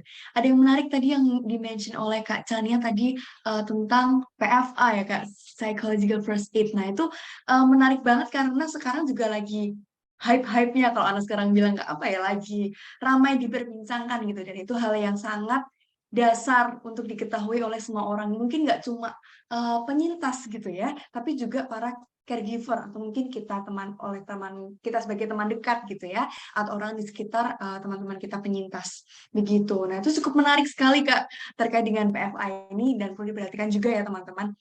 Oke, selanjutnya tadi ada pertanyaan dari teman-teman yang resen. Kinan coba selang-seling dengan teman yang mengajukan pertanyaan lewat chat ya Kak Chania supaya bisa ganti-gantian gitu. Oke, ini ada dari Kak Febrialdo Jasandes, Kinan izin bacakan ya. Halo Kak, saya Aldo Jasandes. Izin bertanya, bagaimana jikalau ada teman yang datang ke kita dan cerita masalah mentalnya dan dia ingin melakukan bunuh diri. Padahal dia nggak sadar kalau kita sedang sekarat juga. Dan ujung-ujungnya ngadu nasib ke apa yang harus dilakuin. Oke, ini cukup menarik juga nih Kak Chania. Silakan Kak Chania mungkin bisa dijawab. Nah, ini sering banget ya terjadi teman-teman. Sebenarnya terima kasih Mas Febri untuk pertanyaannya. Relate banget buat kita yang pendengar yang baik, tapi sebenarnya juga babak belur gitu ya teman-teman. Kita punya masalah sendiri, terus ada teman di sekitar kita yang cerita sama kita, pengen bunuh diri. Padahal kemarin kita juga baru kepikiran pengen mati, gitu nggak sih ya teman-teman? Nah, ketika teman-teman mendapatkan kondisi seperti ini, pasti nih, yang pertama kali harus teman-teman lakukan adalah cek dulu kondisi kalian. Kondisi kalian lagi baik-baik aja atau kondisi kalian tidak baik-baik aja. Kalau kondisi kalian lagi baik-baik aja, misalkan dia bilang nih, Rani Kinan datang, Mbak aku pengen cerita tentang masalah aku, Mbak Chani ada waktu nggak ya? Terus aku akan bilang, aku ada waktu nih Kinan, sama 1 jam, kamu boleh cerita apa aja, itu boleh, nanti kita bisa dengerin.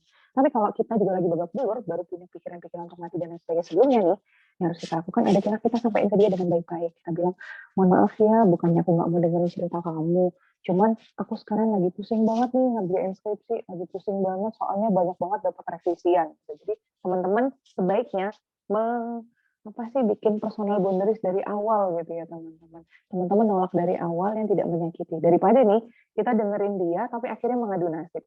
Tapi kalau kondisinya dia udah ada di depan kita dan cerita, kadang-kadang kita udah nggak bisa menghindar lagi ya nggak sih teman-teman.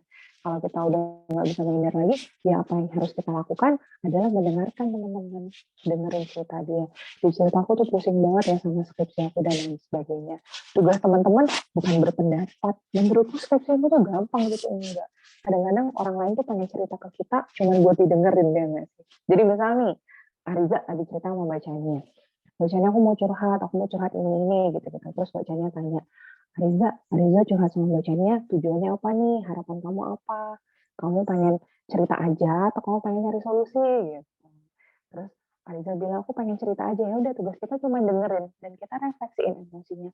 Pasti rasanya pusing ya, rasanya berat ya gitu. Jadi kita biarin dia untuk meluapkan semua emosinya dia gitu. Kalau nanti Ariza bilangnya tujuan aku cerita tuh sebenarnya aku cari solusi, aku bingung harus kayak gimana.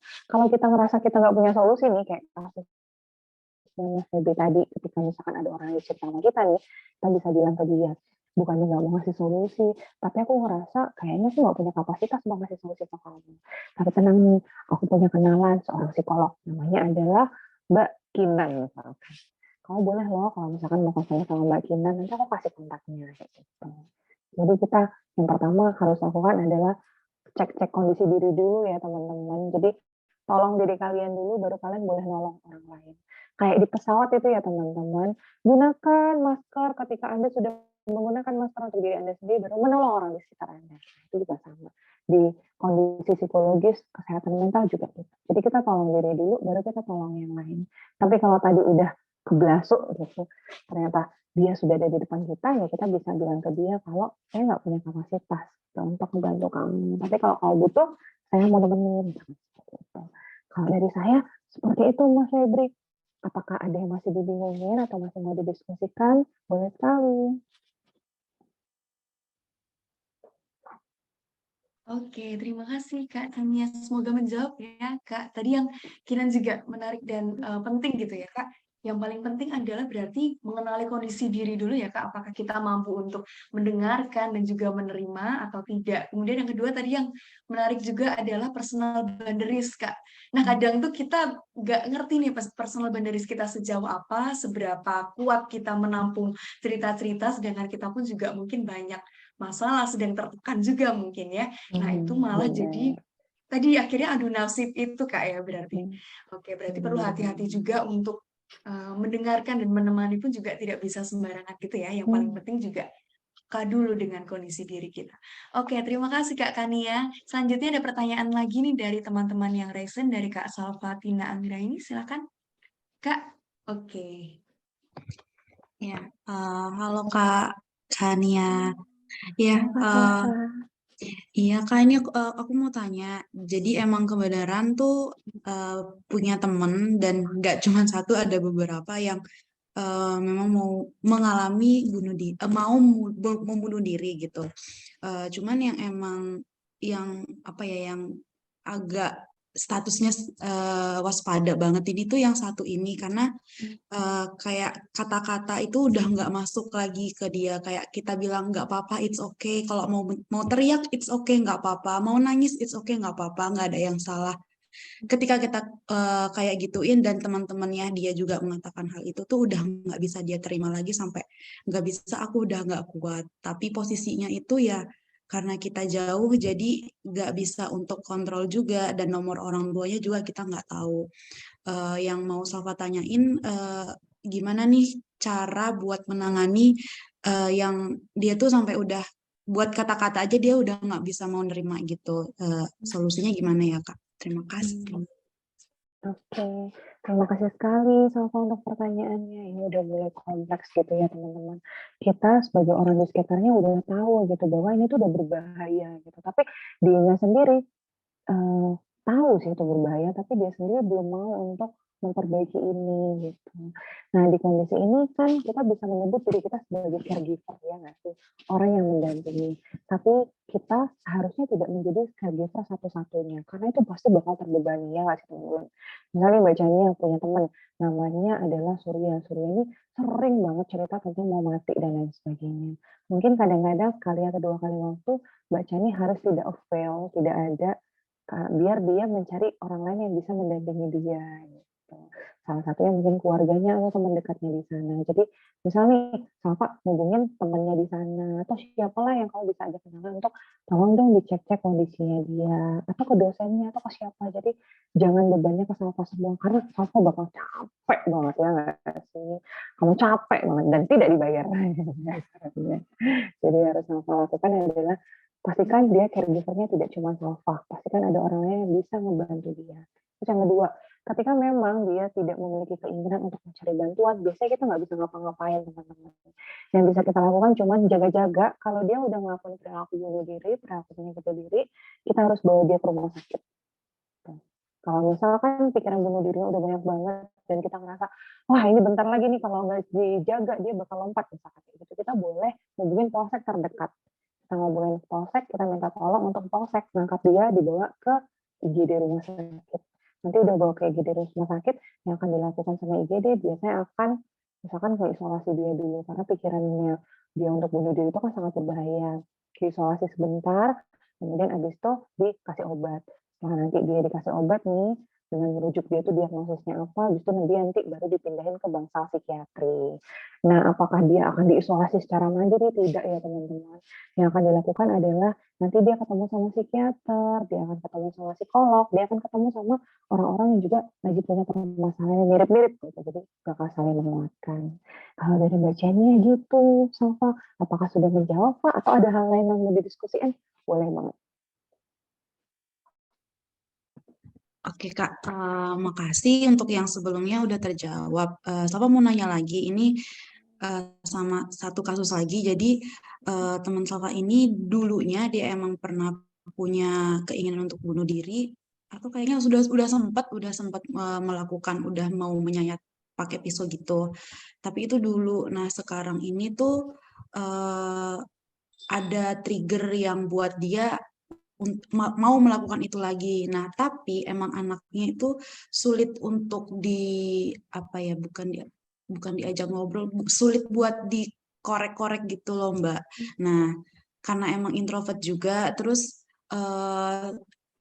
setiap di chat juga lama banget balesnya.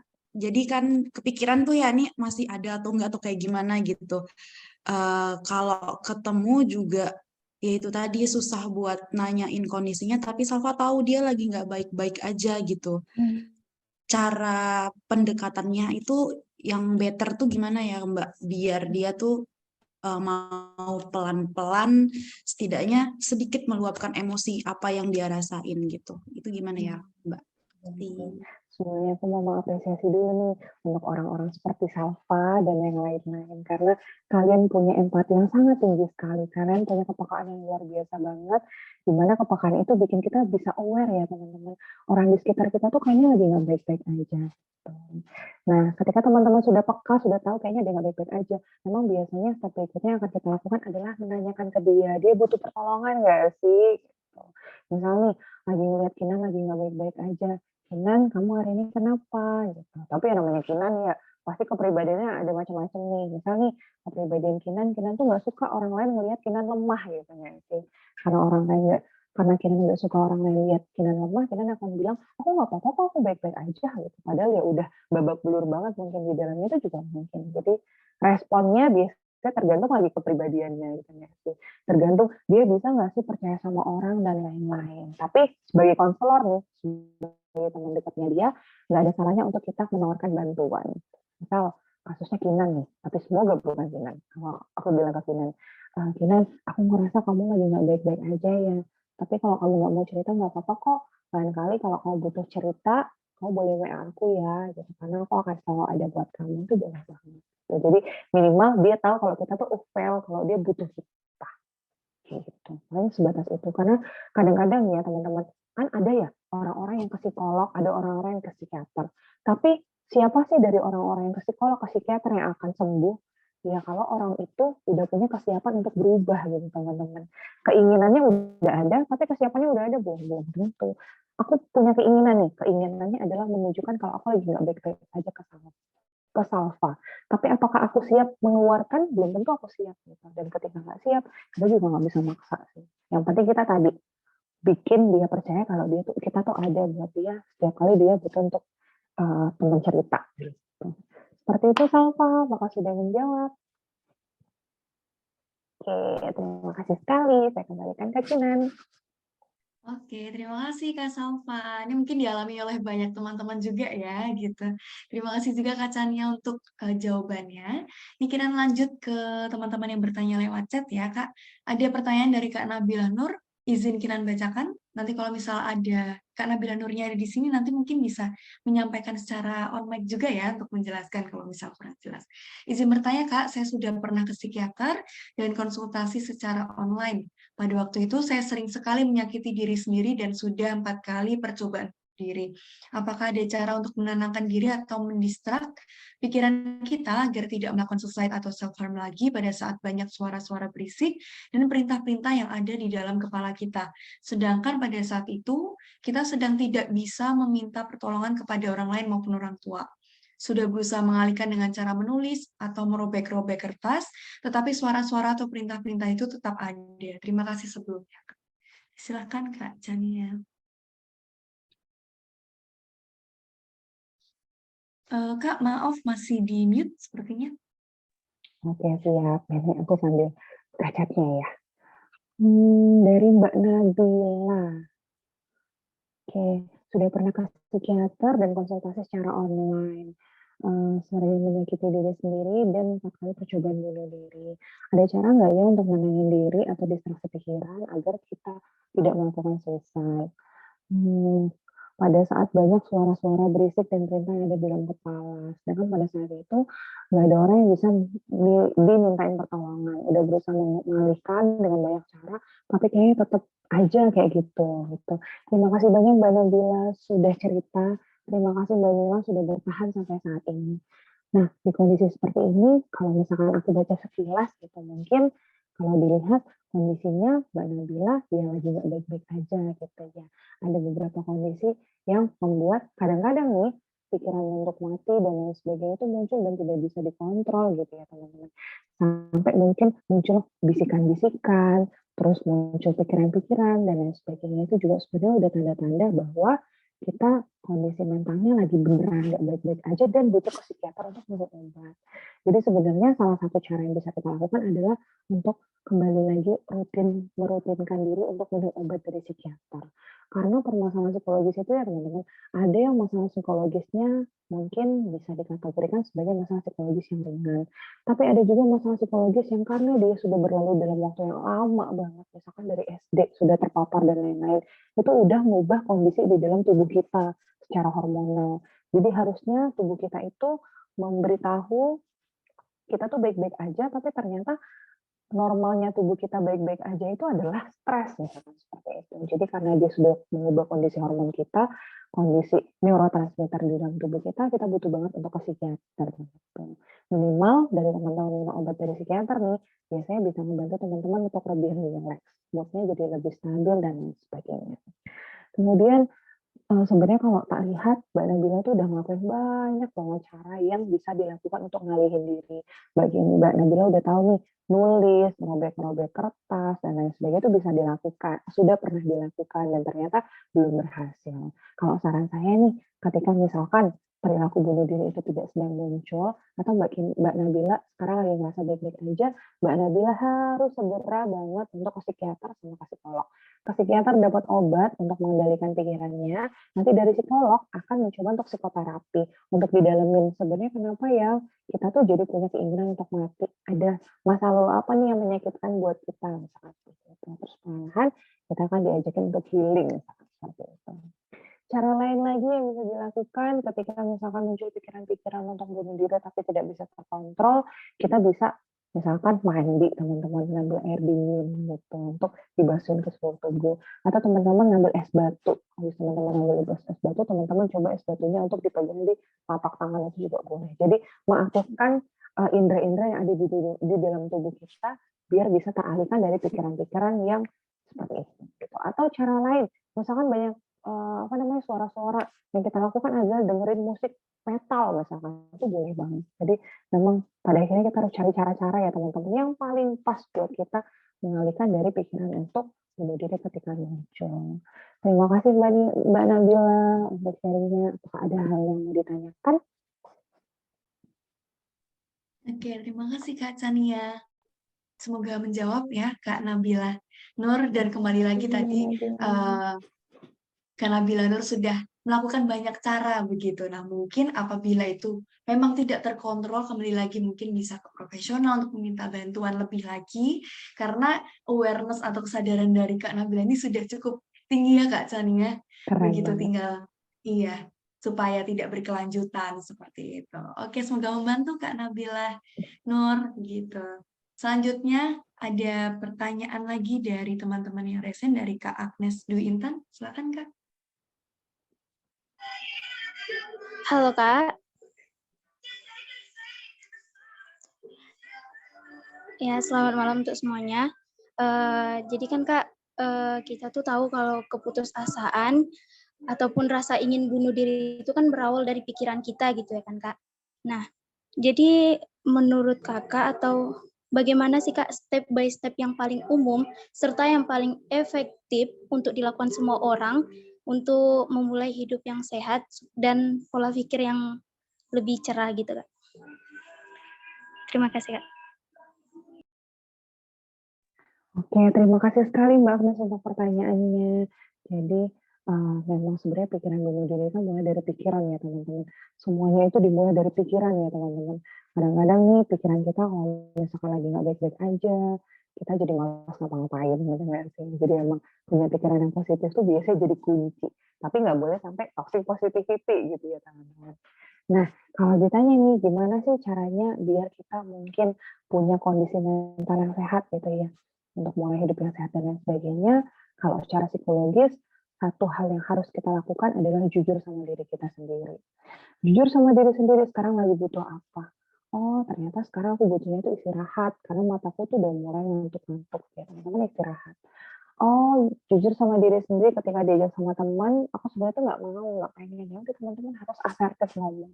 Maaf ya aku belum bisa ikut nih, soalnya hari ini lagi hektik banget harus ngerjain tugas seperti itu. Jadi lebih ke teman-teman being authentic, memberikan kasih sayang ke diri sendiri dengan cara jujur. Sebenarnya apa yang kalian butuhkan? Jujur diri kalian tuh pengennya gimana sih? Gitu. Dan selain teman-teman being authentic, jujur sama diri sendiri, hal lain lagi yang bisa teman-teman lakukan adalah self love pasti ya nggak sih? Mencintai diri sendiri dengan cara apa? Dengan cara tidak mengkritik diri sendiri, menerima kegagalan-kegagalan atau kesalahan yang teman-teman bikin, terus sering mengapresiasi diri sendiri dan lain-lain. Itu beberapa cara yang bisa kita lakukan untuk meningkatkan kondisi kesehatan mental. Terus kalau teman-teman lagi ngerasa nggak baik-baik aja nih, boleh banget untuk cek-cek kondisi kesehatan mental ke psikolog ya teman-teman atau psikiater. Minimal 6 bulan sekali teman-teman harus banget pergi ke konselor atau ke psikolog atau ke psikiater. Buat ngapain? Ya buang sampah lah pada tempatnya gitu ya. Karena kadang-kadang nih kita cerita sama teman, tapi kita nggak dapat feedback yang sesuai dengan kita harapkan. Kita nggak tahu kita harus berikan apa dan lain-lain. Jadi perlu banget selain kita ke dokter umum, selain kita ke dokter gigi untuk ngecek-ngecek kondisi gigi kita juga perlu banget untuk ke psikolog untuk ngecek kondisi mental kita. Seperti itu Mbak Agnes, apakah kamu udah menjawab atau ada hal lain lagi yang mau didiskusikan? Boleh sekali. Sudah, Kak. Terima kasih banyak. Terima kasih. Oke, terima kasih Kak Chania untuk jawabannya dan pertanyaannya dari teman-teman peserta. Selanjutnya kita izin bacakan dari kolom komentar lagi ya Kak, dari Kak Mentari Nur Aprilia. Halo Kak, mau tanya kalau ada orang yang mengalami gangguan mental, tetapi dia melakukan silent treatment juga. Wah, ini menarik Kak. Bagaimana cara kita untuk berinteraksi dengan dia ya? Silahkan Kak Chania. Oke, terima kasih Mbak Mentari untuk pertanyaannya. Wah, ini kompleks banget ya. Jadi dia mengalami masalah mental sebenarnya, tapi dia ngelakuin yang namanya silent treatment gitu. Dan yang biasa jadi korban adalah orang-orang yang ada di sekitar dia gitu, termasuk kita. Yang bisa kita lakukan pertama kali adalah kita jujur sama dia. Kenapa kita nggak suka gitu. Misalnya nih, dia adalah pacar kita, dia ternyata pusing dengan masalah hidupnya dia, tapi juga di sisi lain dia sering silent treatment ke kita kalau lagi stres gitu ya ceritanya. Nah, yang harus kita lakukan adalah kita ngomong sama dia. Aku ngerasa bingung kalau kamu silent treatment ke aku sampai kayak gini. Sebenarnya yang kamu butuhin apa sih gitu? Apakah kamu butuh waktu untuk menenangkan diri? Oke, kalau kamu butuh waktu menenangin diri, kamu butuh waktu menenangin dirinya berapa hari? Ya aku butuh untuk menenangin diri 2 hari. Oke, kamu butuh menenangin diri 2 hari nggak apa-apa gitu. Yang penting teman-teman tahu nih, 2 hari yang dia lakukan dalam silent treatment itu untuk meredain emosinya dia. Jadi kita nggak take it personal kayak gitu sih. Jadi ketika teman-teman mendapatkan orang-orang sekitar kalian melakukan silent treatment, kalian harus asertif ngomong ke mereka kalau kalian nggak suka digituin. Kenapa kita sering disakiti sama orang lain? Karena kita membiarkan orang di sekitar kita menyakiti kita, gitu nggak sih? Dulu bocahnya punya pacar, dia suka silent treatment. Yang aku lakukan apa? Silent treatment yang balik. Tapi itu mungkin berlaku di kondisi aku ya teman-teman. Kalau kondisinya teman-teman belum tentu. Jadi dia melakukan silent treatment ke saya 3 hari. Saya melakukan silent treatment ke dia selama 2 minggu. Jadi kerasa kan, kalah telak kan. Habis itu dia mulai mencari dan saya mulai menyampaikan. Kenapa saya melakukan itu? Saya melakukan itu karena saya merasa sangat tidak suka berada di kondisi ketika kamu harus silent treatment saya. Karena saya ngerasa bingung, ya nggak sih teman-teman? Kita tuh biasanya bingung banget pas di silent treatment. Ini tuh salahnya di mana dan lain-lain gitu nggak sih? Kalau dikategorikan dalam kekerasan bisa jadi itu udah masuk kekerasan emosi ya teman-teman ya. Karena nyerangnya mental banget gitu nggak sih? Walaupun kita nggak apa-apa secara fisik, tapi secara psikologis kita tuh babak belur di dalamnya. Gitu. Jadi hal yang pertama kali harus kita lakukan adalah kita asertif ngomong ke dia kalau kita nggak suka diperlakukan seperti itu. Kalau kamu mau tetap silent treatment, ya mungkin pasanganmu bukan aku gitu, mungkin pasanganmu yang lain. Dan nggak apa-apa kok nggak sama aku gitu. Pasti yang lain juga ada yang lebih baik buat kamu dan juga buat aku. Sadarilah bahwa kalian sangat berharga untuk cuma di silent treatment-in ya teman-teman sekalian. Atau cara lain lagi yang teman-teman bisa lakukan ketika kondisinya sudah baik-baik aja, ketika mental dia sedang stabil, teman-teman boleh diskusiin, kenapa sih kamu silent treatment kemarin, sebenarnya ada apa sih, biar aku tuh nggak suka kayak gini, biar kayak nggak kayak gitu lagi, apa ya yang kira-kira bisa kita ubah bareng-bareng gitu. Oh, aku tuh nggak suka kalau kamu udah mulai keluar jalan sama cowok, ya udah aku akan berubah ya, tapi kamu juga berubah, kamu jangan marah dengan cara kayak gitu, seperti itu boleh banget. Nah, kalau sudah nih urusan silent treatment-nya selesai, perlahan baru kita ajak dia untuk menemui konselor, psikolog, ataupun psikiater untuk ngelasin si permasalahan mental yang dia alami. Gitu ya. Jadi seperti itu Mbak Mentari, semoga menjawab Mbak Mentari. Atau kalau ada hal lain yang mau didiskusikan, boleh sekali. Baik, terima kasih Kak Chania. Semoga menjawab ya Kak Mentari tadi. Terima kasih. Iya, cukup menarik juga Kak. Berarti tadi yang paling penting adalah sebenarnya kalau misalnya kita di silent treatment tuh kita bisa nanya dulu nih apa yang dibutuhkan gitu ya. Apakah dia butuh personal space sendiri dulu ataukah apa gitu supaya kita juga nggak overthinking gitu ya Kak, nggak bingung harus ngapain gitu. Kadang ketika teman kita ada nih Kak sedikit cerita silent treatment ke pacarnya gitu ya, singkat cerita. Jadinya hubungannya jadi renggang karena salah paham juga karena nggak ada komunikasi di sana. Padahal sebenarnya kita juga bisa bertanya dulu ya Kak, apa yang dibutuhkan, apakah baru butuh sendiri begitu. Nah, kalau sudah siap baru mungkin kita bisa menyampaikan, aku nggak suka kalau di silent treatment atau didiamkan aku seperti apa. Gitu. Berarti melihat situasi dan kondisi gitu juga ya Kak. Oke, terima kasih Kak Chania untuk jawabannya. Selanjutnya ada pertanyaan lagi Kak dari Kak Nurmaya Amrah, maaf.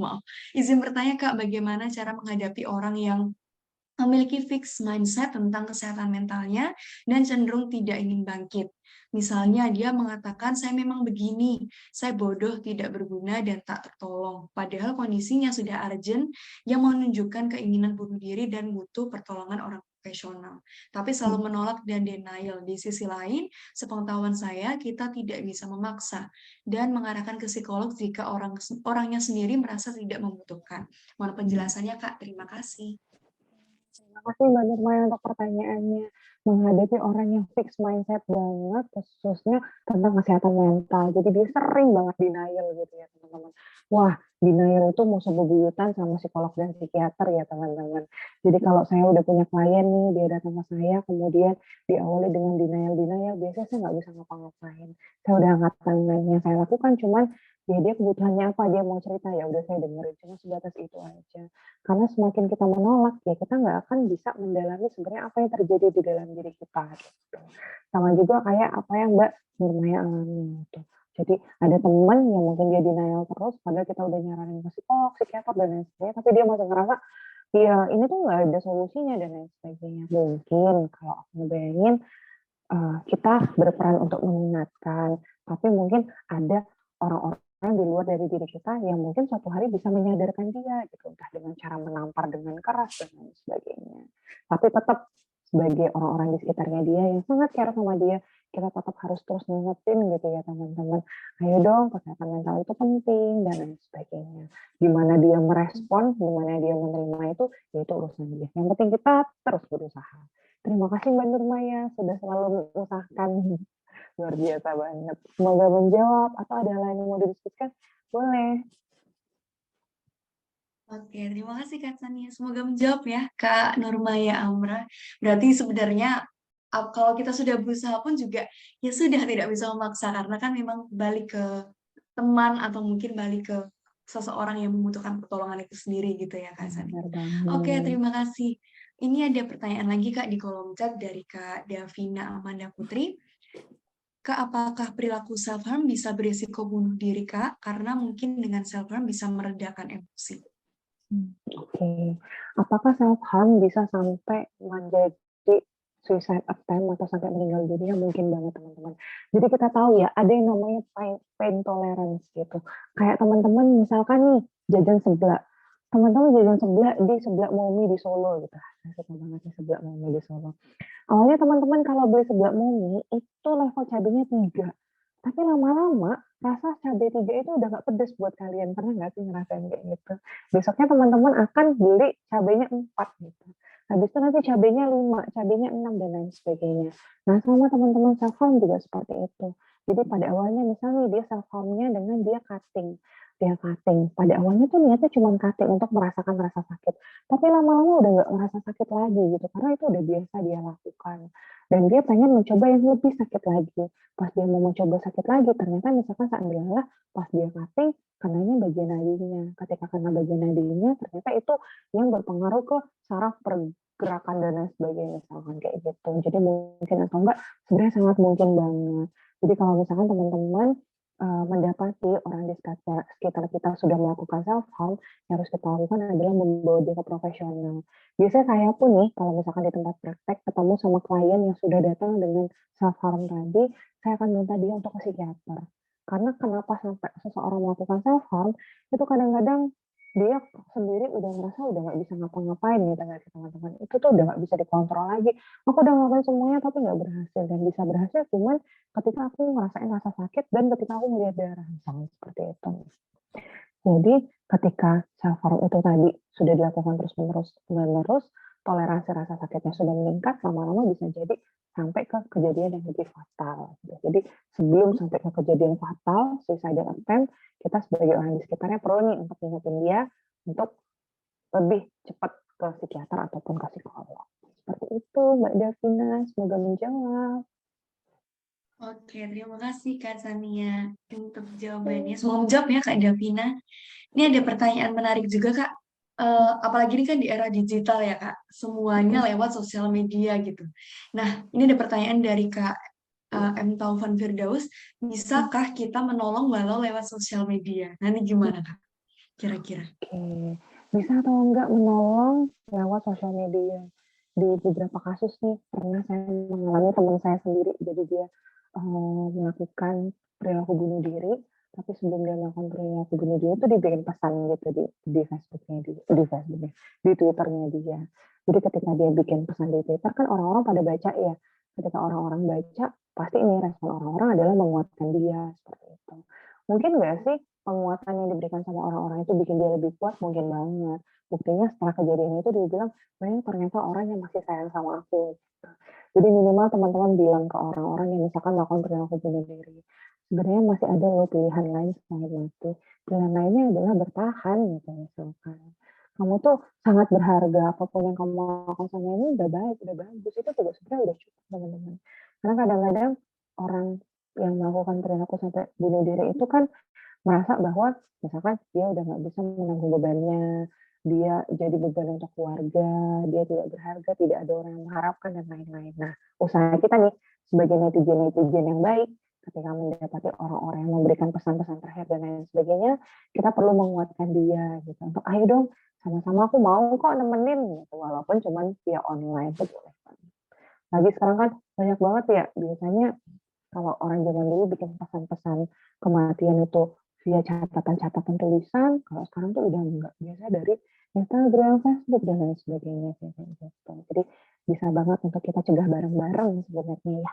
Yang penting tadi, tanda-tanda awal orang dengan kecenderungan bunuh diri, itu kita kuasai gitu. Kita tahu lah minimal apa aja.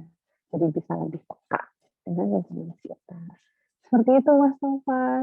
Semoga menjawab. Oke, terima kasih Kak Sania. Berarti sebenarnya bisa nggak? Itu bisa ya Kak? Dengan mungkin memberikan afirmasi positif, memvalidasi perasaannya dia, mensupport meskipun jarak jauh gitu ya. Oke, terima kasih Kak Sania. Semoga menjawab ya Kak Taufan. Mungkin kita ambil 2 pertanyaan terakhir ya Kak Sania, mengingat keterbatasan waktu teman-teman.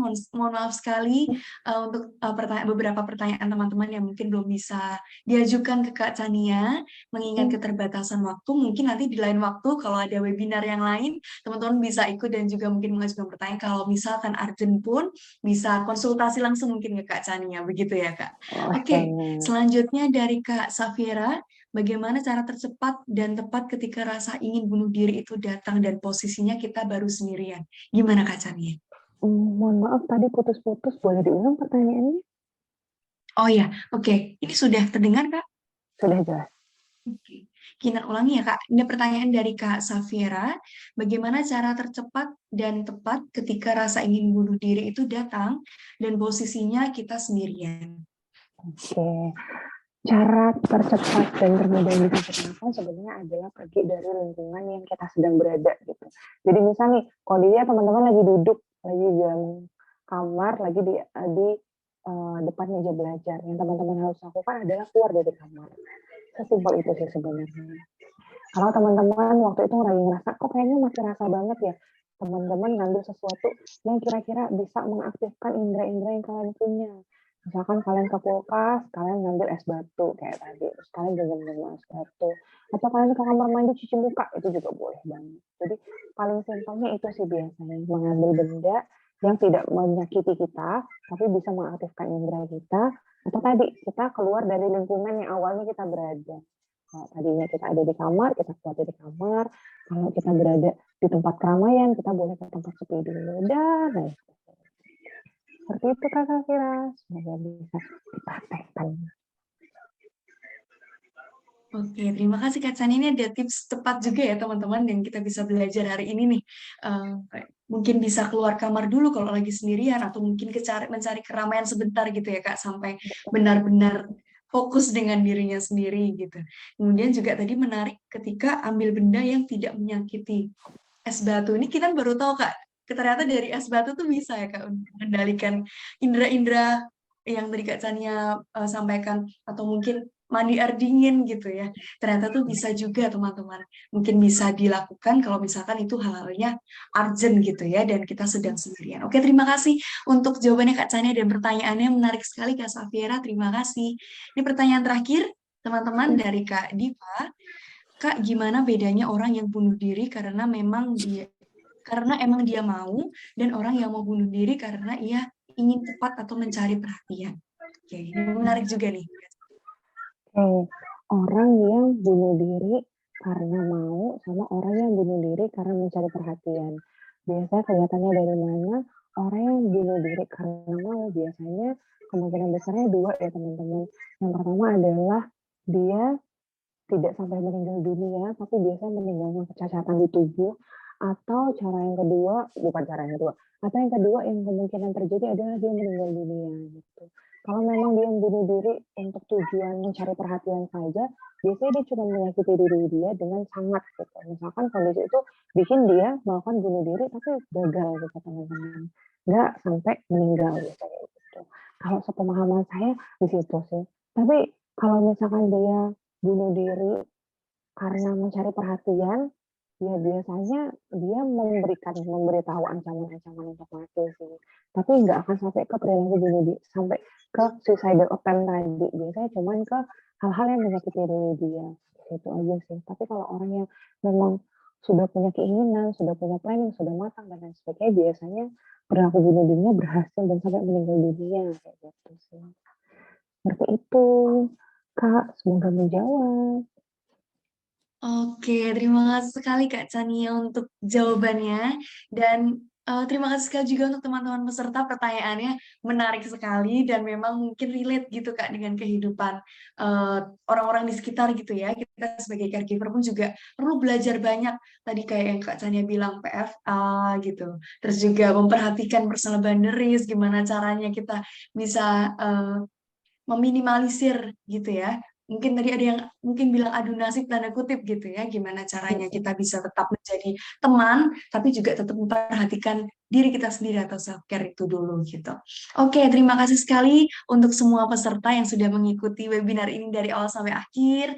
Terima kasih juga kepada Kak Chania Mutia, MC Psikolog yang sudah berkenan untuk menjadi pembicara, bahkan juga untuk menyampaikan beberapa pengalamannya juga ya Kak, berbagi pengalamannya ke teman-teman peserta sekalian. Terima kasih sekali Kak Chania. Dan untuk menutup, mungkin Kak Chania bisa closing statement.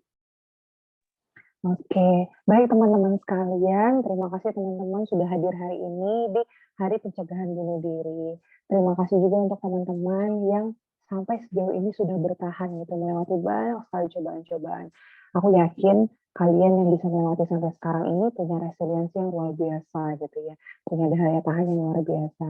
Pesan dari aku, teman-teman jangan lupa juga ya untuk cek-cek kondisi kesehatan mental kita, salah satunya ke psikolog dan juga ke psikiater. Nah, terus sama bacaan teman-teman boleh ke misalkan ada platform-platform kesehatan mental yang ngasih layanan konseling gratis, itu juga boleh banget. Minimal teman-teman harus cari bantuan karena pasti nih sampai ke pikiran bunuh diri atau sampai ke perilaku atau ke perencanaan untuk bunuh diri itu udah kompleks banget dan biasanya itu didahului oleh depresi-depresi atau trauma-trauma yang pernah kita alami sebelumnya. Jadi kita perlu ya teman-teman membereskan diri kita dulu, kita perlu dulu nih makein masker di diri kita untuk kita bisa makein masker untuk orang lain gitu ya. Jadi kita tolong diri dulu, baru kita tolong orang yang ada di sekitar kita. Terima kasih banyak teman-teman sekalian, semoga ada 1 atau 2 hal yang teman-teman bisa dapetin ya hari ini. Salam kenal juga, nanti kalau kita mau kontak-kontakan lebih lanjut, teman-teman boleh ke Instagram aku. Terima kasih juga untuk Solution dan terima kasih untuk Kinan yang sudah menemani malam ini. Saya kembalikan ke Kinan. Oke, terima kasih banyak Kak Chania untuk closing statement-nya dan berharap juga teman-teman hari ini kita bisa belajar banyak ya teman-teman dari insight-insight yang dapat dari materinya Kak Chania atau mungkin dari sharing-sharing atau pertanyaan dari teman-teman peserta yang lain. Oke, nah untuk menutup terakhir kali ya teman-teman, untuk menutup ini beneran menutup, untuk mengingatkan juga jangan lupa teman-teman mengisi link evaluasi yang sudah di-share panitia di kolom chat ya, di kolom komentar sebagai syarat teman-teman mendapatkan sertifikat. Jangan lupa untuk diisi link evaluasinya dan untuk sebagai penutup terakhir banget teman-teman, kita mau foto bersama dulu ya sebagai dokumentasi. Untuk teman-teman yang mungkin tidak terkendala jaringan, kami merindukan bisa on cam teman-teman.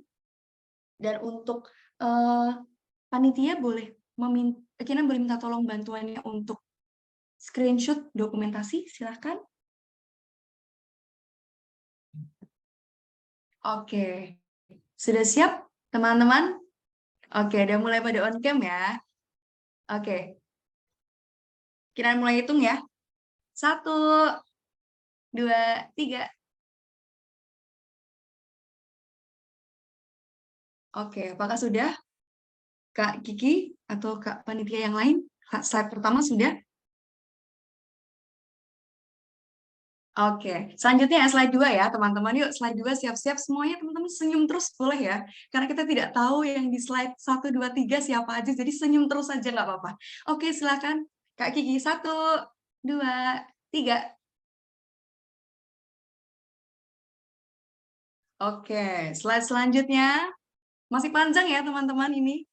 Nggak apa-apa ya, kita senyum beda gaya aja nggak apa-apa, boleh banget. Oke, lanjut silakan Kak Kiki. 1, 2, 3.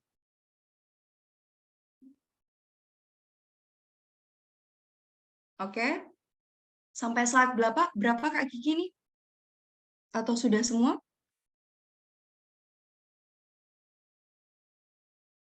Oke, slide terakhir ya teman-teman. Oke, silakan. 1, 2, 3. Oke, terima kasih untuk teman-teman peserta. Bisa kasih reaction dulu untuk keseruan hari ini. Terima kasih. Reaction di Zoom boleh, pakai emoticon di tangan boleh. Terima kasih. Terima kasih juga Kak Kania untuk kesempatannya. Terima kasih banyak. Kami jadi belajar banyak nih dari Kak Kania, Kak Chania ya. Semoga kita bisa bertemu di lain kesempatan webinar yang lain. Dan Kinan mewakili teman-teman panitia, mohon maaf kalau ada kesalahan atau mungkin kekurangan dari sikap atau perbuatan atau mungkin pelayanan yang mungkin kurang berkenan di hati teman-teman peserta, kami mohon maaf. Dan untuk itu, untuk menutup